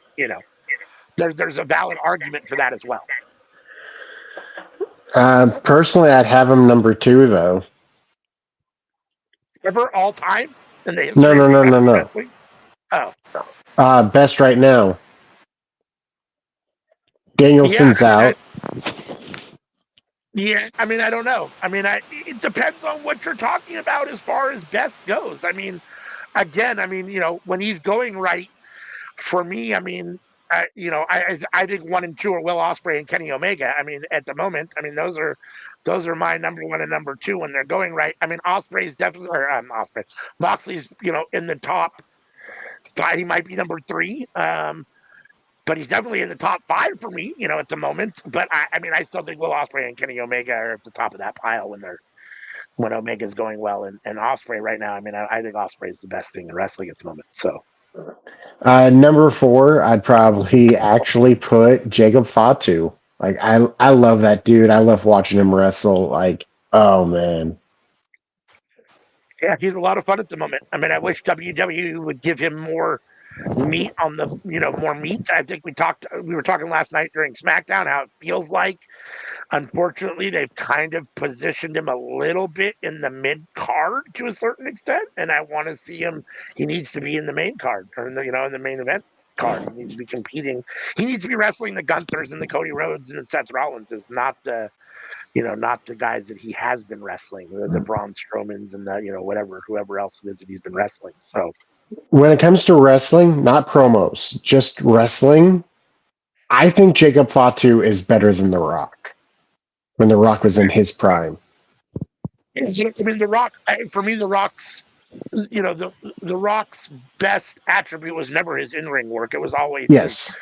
charisma and promo and, body language and all that stuff. It was never the move set or, the fluidity of his wrestling. I mean, for all intents and purposes, The Rock, is kind of a 5 moves of doom kind of guy. I mean, he's not. He's a little more evolved than that, but not a whole lot. I mean, when it comes to the I mean, actual in-ring work, I mean, you could say the same about Jacob though. People have said the same about Jacob, where he does a few moves, but he does them perfectly. And then every once in a while, he pulls out a different move from the bag, and it's like, oh shit, backflip off the top rope. What? Like this yeah. dude's like 260 pounds, and he's flipping like it's easy. Yeah, I mean the thing about Jacob is that like he does a Samoan drop or that pop up Samoan drop, and he'll do that once in a match, maybe a second time depending on the situation. He doesn't do it 15 times. He's not Brock Lesnar doing 15 German suplexes. He's Mm-hmm. not, you know what I mean? He's not. He's not one of these guys that literally just says he's not Roman Reigns that does the 4 Superman punches and 4 spears and that's the end of the match. Like that's not really. So he's got more versatility in my opinion than a lot of those guys that we would talk about having the 5 moves of doom. But yeah, no, I mean the reality is that Moxley is a very solid wrestler. GOAT. I don't know. We'll have to see when his career is all said and done. Right now, for all intents and purposes, right now, I mean, even though he's 45, he's still basically in the prime of his career. I mean, at the moment. So we'll see when it's all said and done what it all looks like. I mean, 45. is he 45 or so? What is he? 50? I Who? mean, Moxley. He's got to be. I mean, Moxley? over 40. No, he's like 38. Are you sure? No. He's younger than Orange Cassidy. And Orange Cassidy's 40. Interesting. Okay. Well, so I guess he's a little younger than I thought he was, but nonetheless, I mean, he's still in his prime. So I mean, oh yeah, he's 39 apparently. So his birthday's December 7th, 1985. He was born, so he's 39. So He turned 39 about 2 months ago. yeah. Okay. So I mean, for all intents and purposes, he's still in his prime. So we'll see when it's all over and done with. Yep. All right, what's next? Since we talked way too long about all that other stuff. Yeah. So next we have a Swerve Pro note. we haven't seen Swerve in 2 weeks, and he's out with Prince Nana, Swerve's house, and it's like it's very he's like it's very poetic that I come out the last day of Black History, and I have made Black History as being the first and great AEW African American champion. It was like the first Black AEW World Heavyweight Champion. It's like, yes, thank you for addressing this before the month was passed. It is Black History Month. I appreciate this from you. I appreciate it. Anyway, okay. But this thing with Ricochet is still not finished. Now, I agree with you that it is time for me to get back on to still go for gold and to still remind people that I am the most dangerous man on the planet.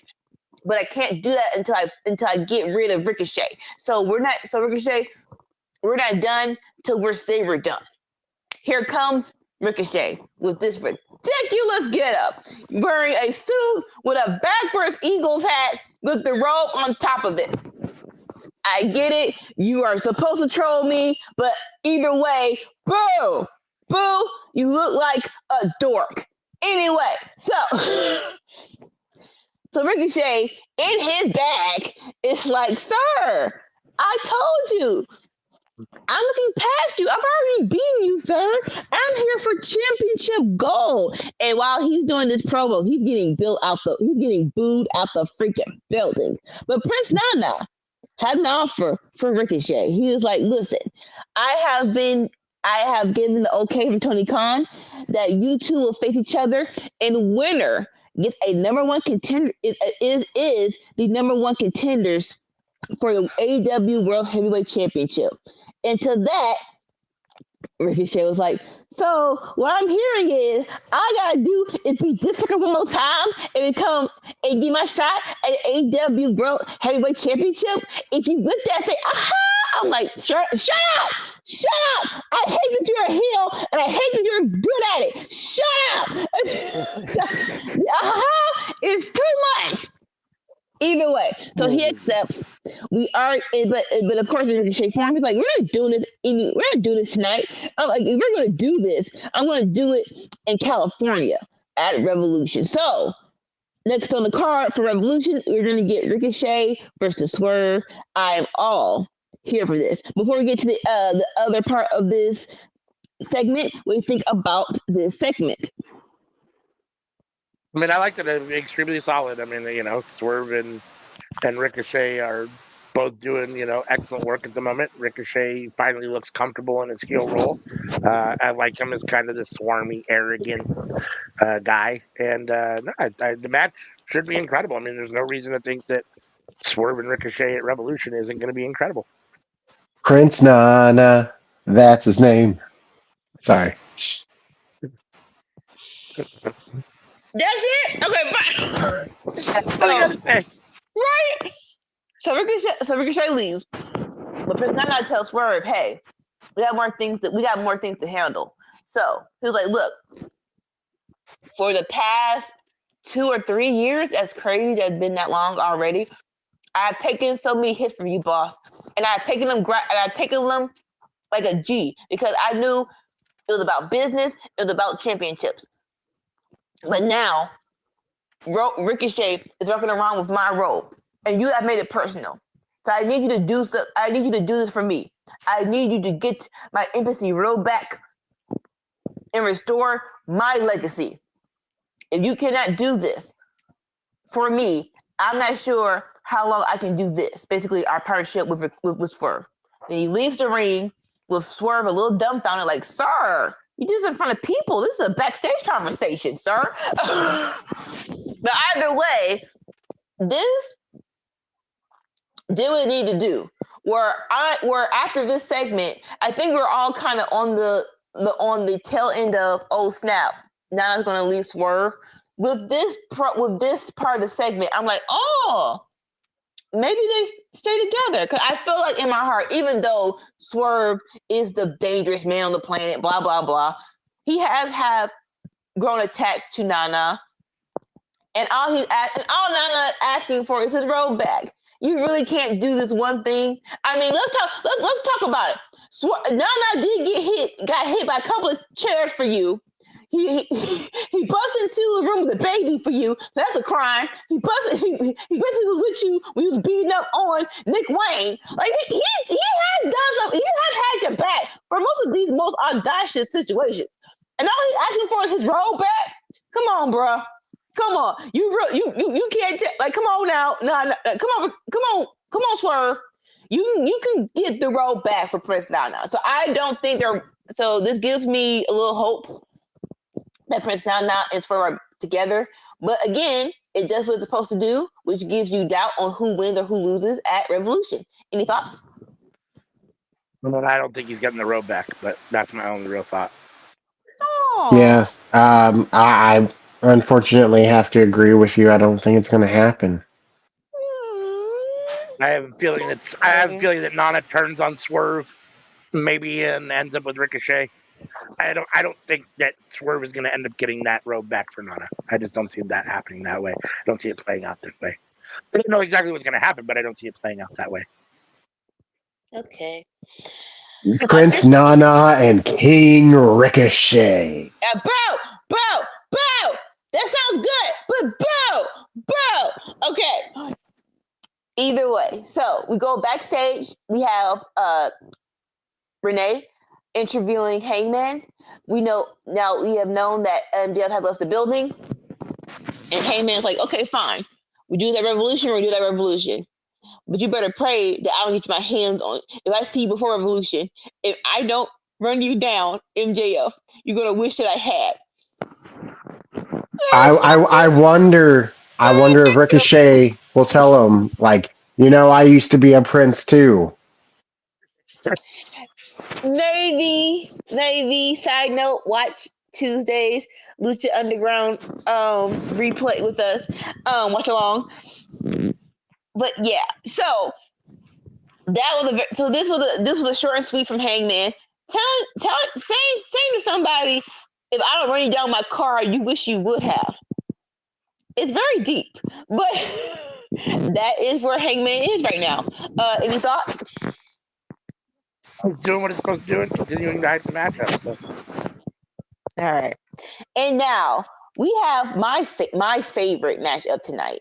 We have the trios match of Undisputed Kingdom, Adam Cole, Kyle O'Reilly, and Roddy Strong versus FTR and Danny Garcia. These more so, we had Danny Garcia and UDK in a little rivalry on Collision, and it's been great. So I'm loving that they're putting it on Dynamite. Haven't seen FTR in a minute. Where have they been? Have someone been hurt, or they just wanted a break? Either way, I'm glad they're back. And this match was so good. Like this is like vintage. Besides, no offense to even though Daniel Garcia was in NXT, this was an NXT match for me, and this was so freaking good, and it was balls to the wall. Like they started off slow, okay, a couple little counters, a couple of little let's call it hand-to-hand combat, and then all of a sudden they just all six in the ring, just go balls at it with Fist of Fury. Then they get outside the ring, it's super kicks, it's people getting dropped on their backs, it's people doing DDT. It's like, okay, what are y'all on right now? Give me some of that because I'm all here for it.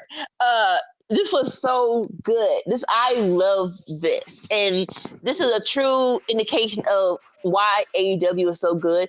If your character is not good, or is not complete, just wrestle and we'll figure it out. And this is really, and this feels like it's happening with more so Undisputed Kingdom, but also with FTR. Because like FTR really didn't have a path on Dynamite or Collision in a minute. So it's like, oh, okay, we're just gonna wrestle each other.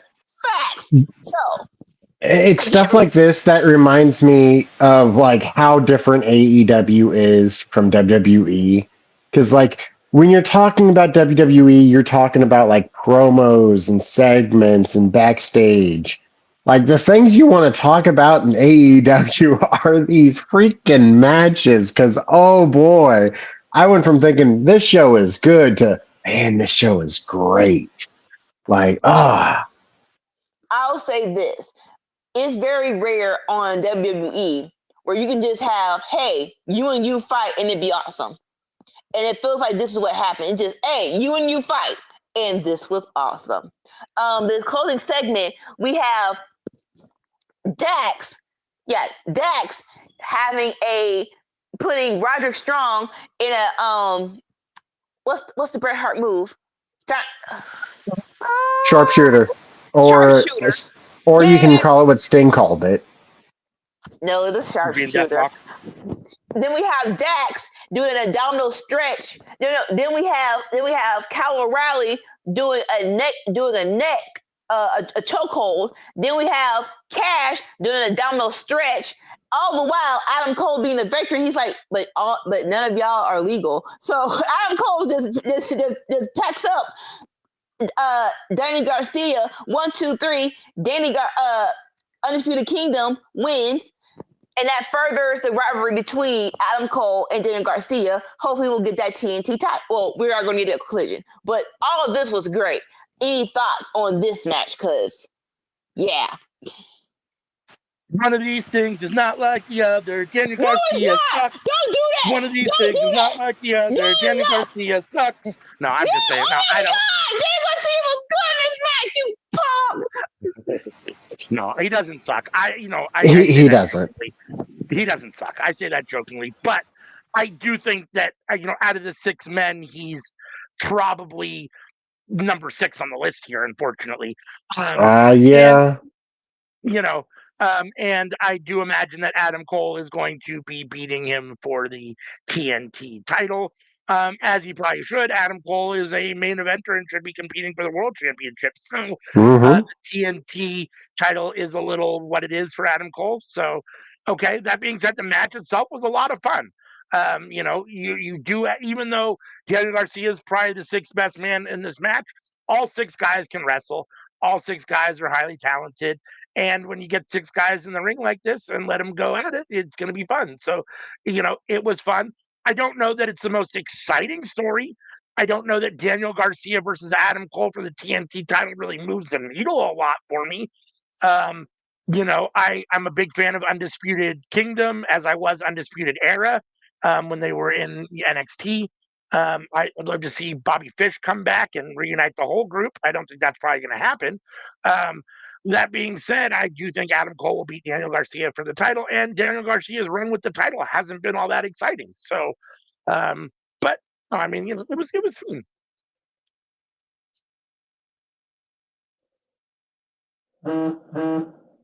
Did you both disappear me? What's up? I don't know where did he go with you. So let's see. Give me a minute. Yeah, keep talking. Okay.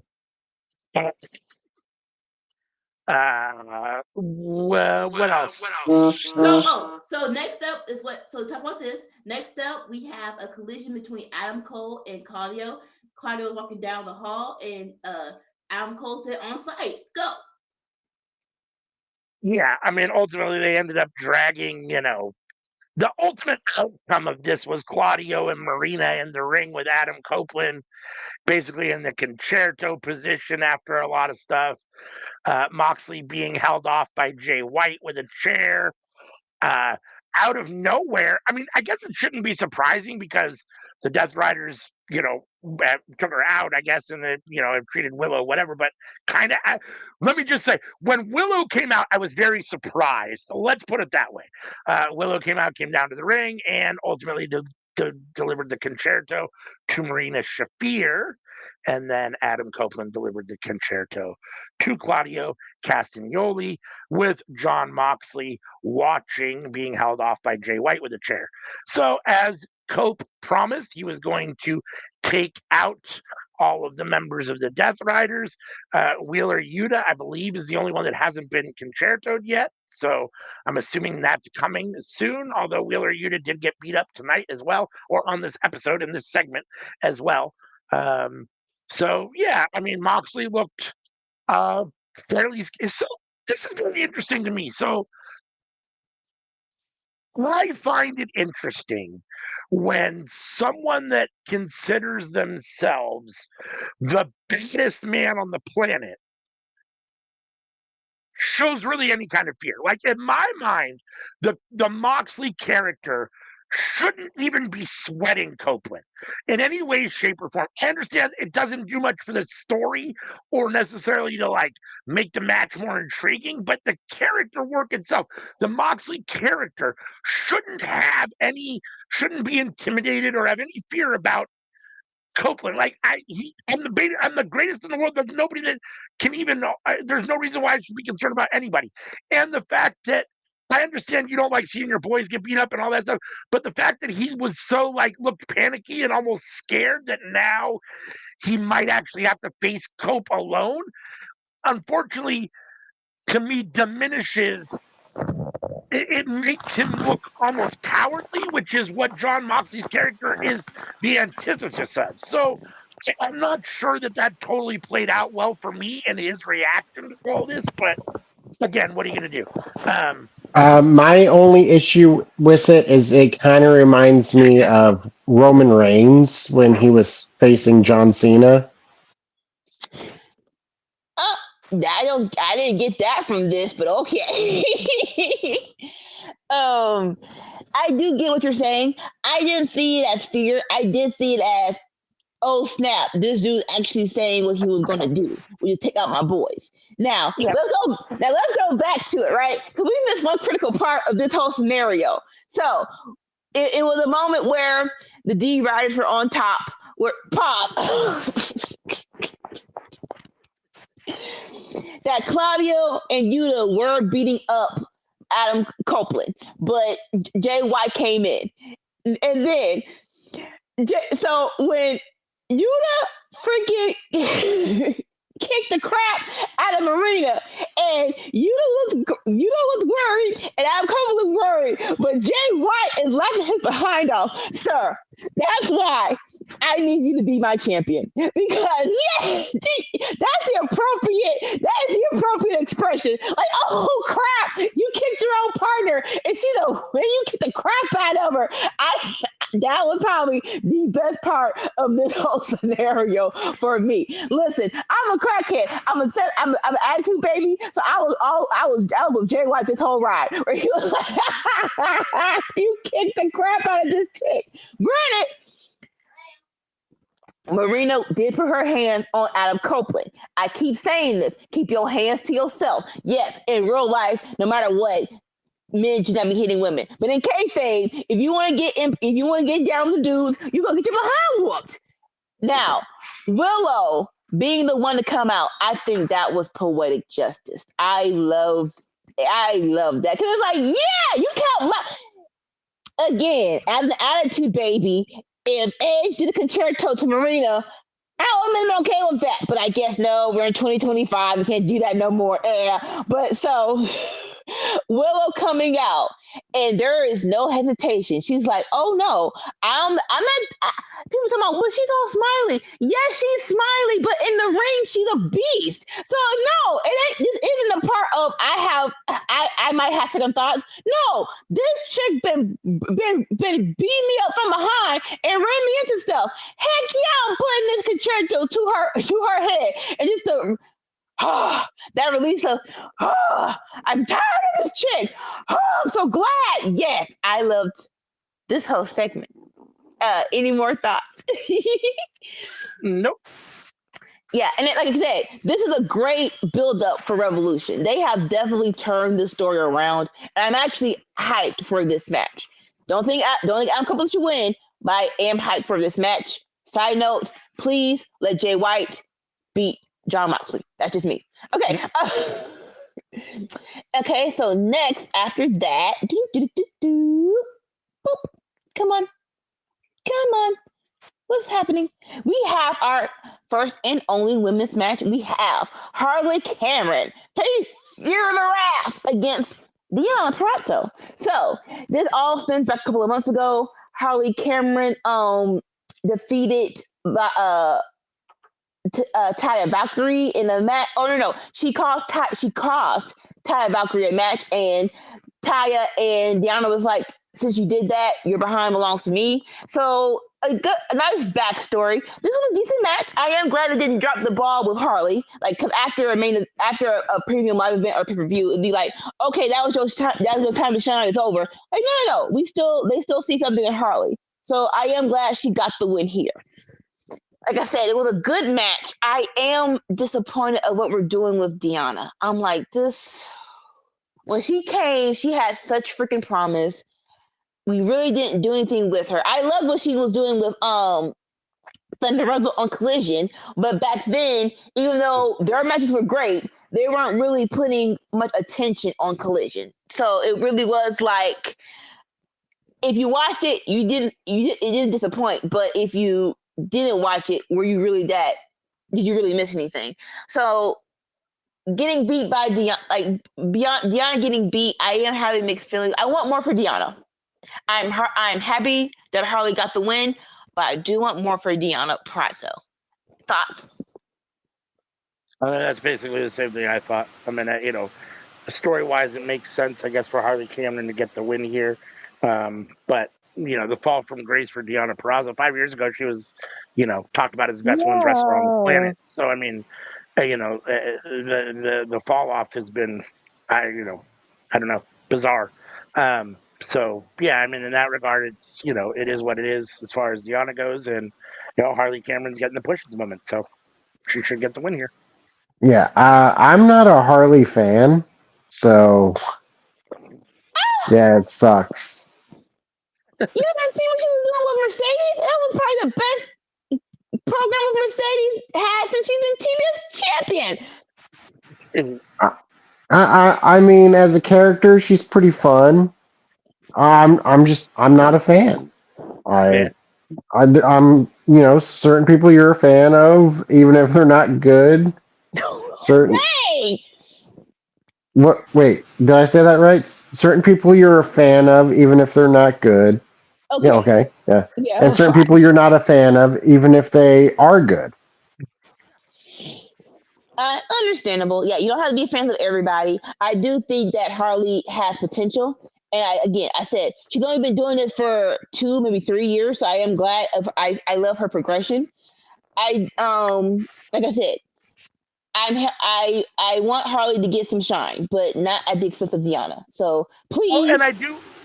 It seems contradictory because I feel like they've been not really pushing them, but they've been building up a little bit the whole Taya Valkyrie Deonna Purrazzo tag team, and then Deonna loses, and then I don't know. The whole thing is just it's weird. Like they don't really have a women's tag team division, but yet they've been making a fairly big deal about them being a tag team and a group together, but yet they're not getting any victories. The whole thing is weird. The whole thing is weird as far as their team up goes. So yeah, no, like I said, sometimes you just want to pair up because it's better together than apart. And I definitely get that, but you gotta do something with both of them. Both of them are great, and they should deserve more. And the fact that this is the only women's match on an episode of Dynamite is a travesty. So yeah, there really should be two. We're getting into the realm of like, this is getting into the realm of when WWE didn't care about women's wrestling at all. I mean, that's almost the feel that it's starting to have to a certain extent. I mean, you have your Mariah May and Toni Storm, and you have your Mercedes do what she. But other than that, it feels like Tony Khan just doesn't care at all about women's wrestling at the moment. He just doesn't care. It definitely feels that way. Like you could even say he doesn't care much about Mercedes, like because to a certain extent, yeah. And it, like you could also women is an afterthought. Everything is an afterthought. Yeah, like it feels like the only thing that exists is the feud between Toni Storm and Mariah May, because like there's not really much to do with them outside of their feud either. Yeah, it's just that one feud, and that's the only thing that really matters. Yeah. Yeah, and like even though we want to think that Tony is different, I think all wrestling companies have that. Where it's like, I just want my main star, and once I have my main star, I don't really care about building anyone up until they need another opponent. And hopefully hopefully somebody will change that. But as of right now, it is what it is. I mean, I wouldn't say that it was like tremendous, but I do feel like in the beginning of AEW, year 1, 2, 3, I feel like the women got more time. They got more Yes. time on TV. The women's division was a bigger thing. Britt Baker was, a face of the company at the time. I mean, you could say Toni Storm is what she is, but there doesn't feel like there's any female face of the company at the moment. Like there just doesn't, and it's very weird. It's very weird. Like in that era where you were having like the women having street fight tag team matches, like with the bunny, like Yeah, oh Now, man, and you had Thunder Rosa, Britt Baker feud, like what happened? Like there was yeah, so much going on in the women's division, it was crazy. yeah. Well, yeah. so remember the first 2 or 3 years, TK was not fully in charge. He actually gave some leeway to other people. It feels like after he got in charge, it was like your thoughts can't be everywhere. So we're just gonna something that fall by the wayside, and unfortunately, it was the women's division. You know, I, and, Was it and when I, he took the power away from the executive vice Yes. presidents? you know, I think, Wow. I think that when you're a wrestler, when you're in the industry, when you're actively doing something other people are actively doing, you have a different appreciation of it than from somebody that can't do it or has never done it. Mhm. Um, and I think that you hear it all the time from NBA players, and I think you hear it a lot from wrestlers, male NBA players. They appreciate female basketball players and female wrestlers. They understand how good they are. They know how good women's wrestling is, how fundamentally sound women's basketball is, how great the WNBA actually is as a basketball game. And it's the other people that don't understand that. It's the guys, it's a lot the men a lot of times that don't understand and can't recognize because they don't have a firsthand experience of actually interacting with them and realizing how good they are. And from a visual standpoint, it just doesn't. There's a difference between women's athletics and men's athletics. There just is. And from a visual standpoint, a lot of times men aren't as excited with the visual aspect of women's athletics. It's not as above the rim. It's not as high jumping. It's not as powerful. It's not as all these things. But that totally negates how fundamentally sound women are, especially when it comes to wrestling. And, I think that when you had the Bucks in charge and Cody in charge and those guys booking AEW and much more involved in the creative, they knew how good these women were and how important women's wrestling can be.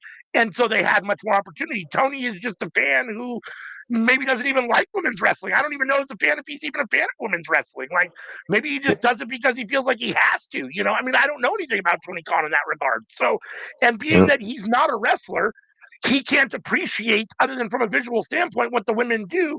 And who knows what his eyes are telling him. So Just to in be that clear, the women's wrestling during that time was led up by Kenny Omega, Brandy Rhodes, and Dustin Rhodes. There was yeah, three right. people who were all heavy-handed in the booking of the women's division, and now it's just Tony. Yeah.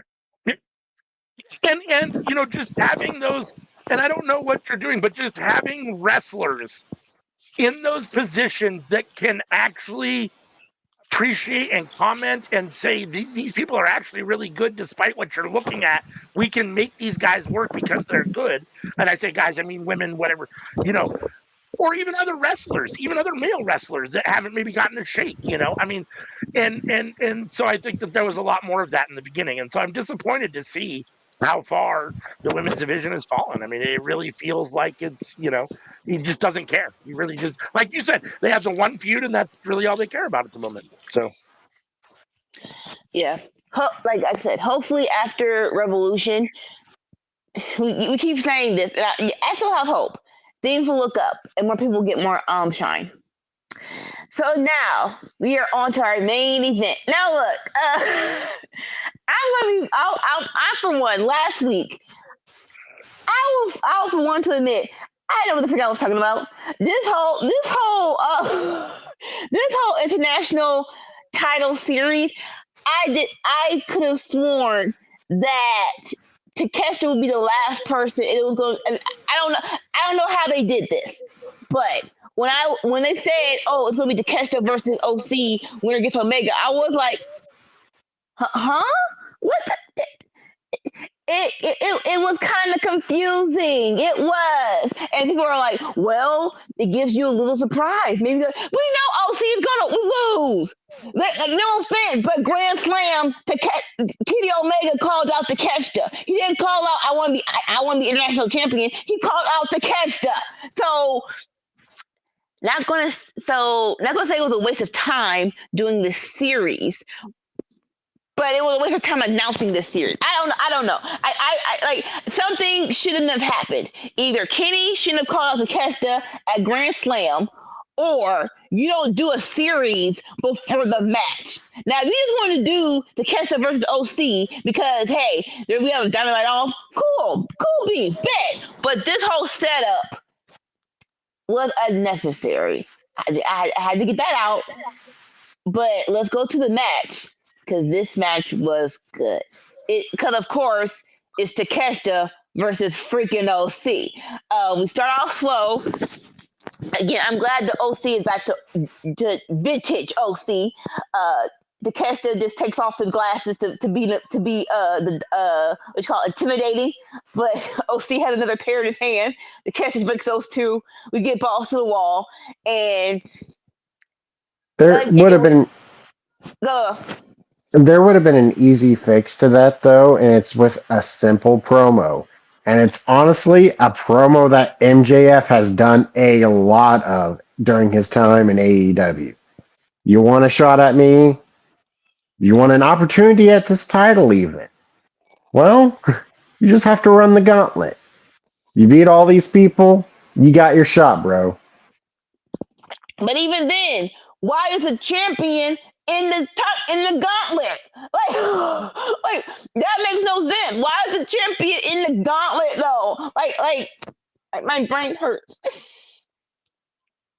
Either way, this match was great. Again, it's Takeshita and OC. People are like, well, this is why you don't do Takeshita every week. You can preserve them. No, this is why you shoot Takeshita every week because every week we'll have a great freaking match.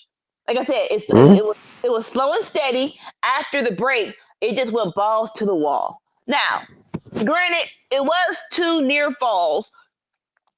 More so one where I'm like, are they going to switch the titles? But no, it didn't happen. It was kick out like, it was a wait a minute. Like, love the reversal. OC tried to do a DDT, but Takeshita powered out and did a blue thunder bomb. Heck yeah. But all in all, Takeshita gets the win. Now it's official. Takeshita versus Omega for the international title. And Takeshita is healing it up at the end, putting the shades on, doing a very unenthusiastic thumbs down. Listen, I'm here for Takeshita versus Omega, but how we got here was convoluted. But if we got this match, I did love this match. This was a great main event. Your thoughts? Yeah, I have to agree. It was a great main event. All the wrestling on the show was good. It was. Yeah. Like it boggles my mind because like the wrestling on Dynamite is like pay-per-view level wrestling, and it's just on cable television. No, I definitely agree with that. This was for me the match of the week. And I'm not a big Orange Cassidy fan. I thought this match was way better than the 6-man match. And I thought this was definitely the best match of these 3 shows, Raw, NXT, and Dynamite. And I think it was the best match, including SmackDown from last night. So I thought this was a perfect main event. Takeshita is that guy. He really, really is. Yes, he is. And Orange Cassidy is extremely good at what he does, and extremely solid. I tend to agree with Anika. It feels like Omega should have called out Takeshita, and Takeshita should have said, "You got to do something first before you can have this match." And it should have been OC versus Omega in this spot, and the winner goes on to face Takeshita at whatchamacallit Revolution. But it is what it is. That being said, this match was, this was I thought this was a solid, a solid A match. This was the best match on this show and end of the week, and I have no complaints about it. I mean, and I love the spot where Orange Cassidy, even though I'm not an Orange Cassidy fan, Orange Cassidy pulled his glasses back off of Don Callis' face. I thought that was hysterical. I like that, and I can't say enough about Takeshita. The spot where Orange Cassidy, it was either. Was it a Superman? It was something. He was either coming off the ropes or was a Superman punch, and Takeshita hit him with that forearm. I mean, I thought he was unconscious. And Takeshita has that same skill that Kenny Omega has, which is that everything he does looks extremely impactful and sounds impactful. They're doing something that a lot of other guys aren't doing, and I don't know what it is, but the sound and the look of what they do just looks so much more intense and violent than what other guys are doing. And Takeshita has that from the knees, and that Raging Fire move is insane as a finisher. Takeshita is that guy. So, he's, in my opinion, he's everything Okada isn't, right? And they put Okada way up here on this pedestal. And for me, Takeshita is everything that Okada really isn't in some regards. So, Okada would never give you this much effort on cable television. Like a beach. Yeah, I don't know that he'd ever give you this much effort ever, let alone on cable television. But yeah, I mean, to be fair, Okada's also now 40 and Takeshita's 25. So there is a little bit of an issue as far as, age and a bit, all those kinds of things. But, the reality is just Takeshita is amazing and he needs to be on the next level. I know you want to keep I know Tony Khan's vision of having the titles all roughly at the same level. That being said, Takeshita is good enough. He should be competing with the John Moxleys, for the world championship. So, yeah, I'm rewatching it now. That beach break on the freaking announcer table and the freaking table. Can y'all please get some tables that break? Like every time the table don't break, y'all just bounce off of it. It's like, y'all please, so get some just tables. Quick fact check. Okada is 37. Takeshita is 29. Okay. Wow. So I was slightly off for much. I mean, off by just a couple years. Okada being that, I'm sorry, Takeshita being that young. Like, we still got time with Takeshita. I don't say wasted. The sooner the better, but we still got some premium good year for Takeshita, and I love that. Yeah, he's going to be turning 30. If he stays here and stays healthy, he's got a very, very, very bright future. The next 10 years with him, we're in store for big things.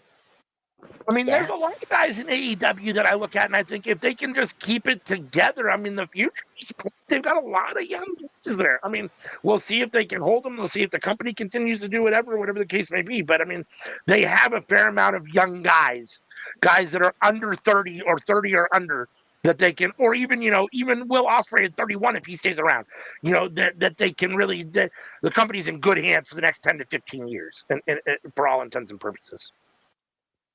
Yeah.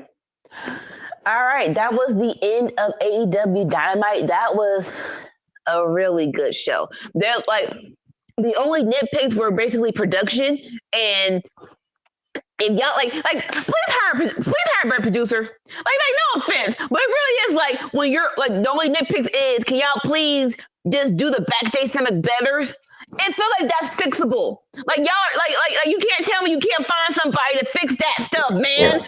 So besides that, I mean, there's a couple other issues. We need better booking for the women. Yeah. And I mean, I'd like to say that the whole Omega Takeshita needed to be booked a little bit more. A better way to get there. Yeah, but the match was fantastic, so I'm not going to deduct points for them for that because holy shit, that was great. Yeah. a bit confusing, but it was great. So I'm gonna overlook that. Yeah. All right, So, I give AEW Dynamite this week a B plus. which is the same grade you gave NXT, right? Yes. Okay, yeah, I can't do that. For me, this was the best show of the week. I thought this match was the best match of the week. I thought this was an A show, and I thought the NXT was a B show. So, If they start booking the women better, like this would have been an A+ show for me, honestly. But I'm gonna give it an A-. All right. so an A minus, and a B for Dynamite. B A plus. B plus. Oh, B plus. A B Oh, sorry. plus. Yeah, Dynamite. Yes. Yeah. And then for NXT, a B plus, a B, and Sammy gave it a. What did you gave it a B plus? Do you, Sammy, or did you give it a B? Oh, NXT. I forget what you gave it. I can't really remember. No, I you said B because it would have been a B plus, but we reminded you of Lola Vice beating Ariana Yes. Grace, and you're like, okay, from a B plus to a standard B with Boo. The way around. Ariana Grace beating Lola Vice. Yeah. But That you was didn't the know. issue. Lola Vice Yeah. won.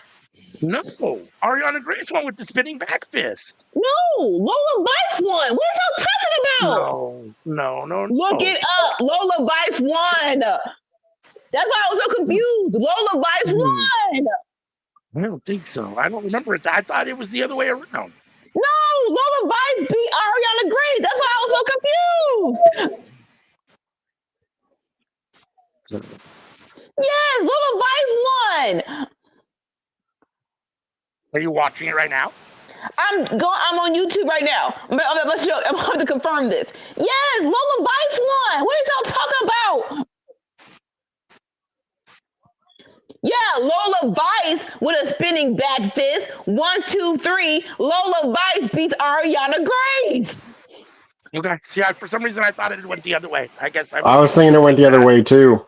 I thought Ariana Grace had won. Okay. I guess whatever Hopefully the we don't case may get. be. But yes, look. 1, 2, 3. Lola Vice wins. What was y'all watching? Oh my god! To be fair, I've slept like 3 times since then. All right. I'll change my grade. I'll give it a B plus. Yeah, I'm like, okay. I'm like, what are we talking about? Yes, I mean, Lola. it's still a B for me. I mean, you know. That was so confused. I'm like, Lola Vice won. Why are y'all mad? Yes, Lola Vice beat Ariana Grace with a penny back fist. So this week was a pretty good week in wrestling. Like, It was. AEW was fantastic. NXT was great. And then, we had the shit show that was Raw that I wish I could wipe from my memory. It was decent for people if you like the people involved. If Bianca Belair wasn't on the show, I would have given it a D. But we can conclude that this was a great week of wrestling. And I am all for Dynamite winning this week. Yes, your winner this week is AEW Dynamite. I really thought NXT was going to win. I really did. It was close. It was close, but Takeshita versus OC, baby, man. Like, I felt like NXT pulled out all the stops, and it's like, ooh, NXT, oh, and then AEW was like a pay-per-view on TV, and it's like, these motherfuckers. Like that was basically a perfect show. The only problem with AEW is the women. If they fix the women, like the show's gonna be getting A pluses if they do shows like these. Would agree with that. All right, so that brings us to the end of this week's episode of Winner's Circle. Do a little house cleaning, and we will get out of here. Join us on Tuesday nights, every Tuesday night, 7:30 p.m. Pacific, 10:30 Eastern, for the cookout, where we all come together and talk about what's cooking up in the world of professional wrestling. Friday night fights starting at 5 p.m. Pacific, 8 p.m. Eastern. It's usually Anika and Sammy Joe watching SmackDown in real time, giving you their real time reactions and opinions to the show and discussing all sorts of other things.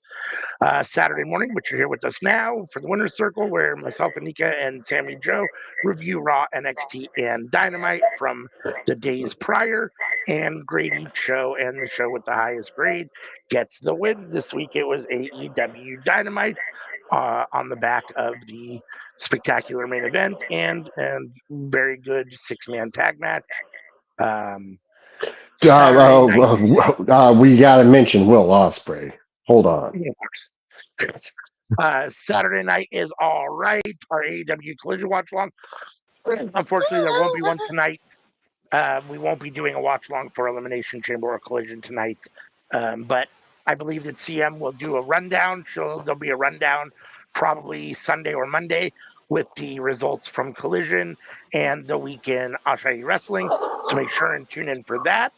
The best way to make sure that you, because I don't know exactly when that airs, maybe the best way to make sure that you get that is to have the bell hit on the YouTube channel so you get notified when it goes up, and then you can check it out. On Sundays, I'm hoping, I haven't actually confirmed this with Sammy, but I've been saying it for a while. I'm hoping that, today's March 1st. I kept saying March 1st. I was hoping that March 1st, in the beginning of March, we'll be back into the Square Circle. I don't know if we'll have a show tomorrow, but I'm committed to next week. So does the new 2K drop next week? I honestly don't know. It's dropping soon. It's dropping real soon. I have not checked.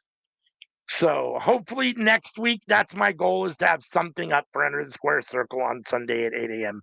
Pacific, 11 a.m. Eastern. If not, hang tight with us, and there will be something very soon. Maybe we will wait till the new game comes out, but we will see, because we wanted to do some Madden, which doesn't have any impact on WWE 2K. So if you scan the QR code, you can get to Linktree. And from Linktree, you can get to all of our social media in one location, and you can interact with us on all of these different social media platforms. We appreciate you guys, so we love to interact with you. So make sure and check us out here and let us know anything you want to say, any comments you got, anything, any way you want to interact. So if you don't have time to sit and watch the Cookout podcast on YouTube, you can listen to the audio version where you get your other podcasts. As you can see on the screen, iHeartRadio, Spotify, Amazon Music, Google Podcasts. You can just listen to the audio version of the Cookout. I was not at the Cookout on Tuesday. Did you guys? And I'm terrible, because I should know this as being part of this channel, and I haven't gone back and watched it. Did you guys actually play Jeopardy? And Yep. if so, who won? Your American Queen, Anika. Let's go. Miss Anika with the victory, huh? It all came down to the last question, too. Quite the nail biter. I'm going to have to go back and watch that. Now I'm excited to go back and watch that. I'll have to check that out. So please go back and watch Tuesday night's episode of The Cookout, where Sammy Joe and Anika played Jeopardy with CM as the host. And it sounds like Anika got the win in a very exciting game. So please go back and check that out. Congratulations, Anika. Unless anyone else has anything else, we'll cut the lights out and get out of here. All right, I'll go to lights.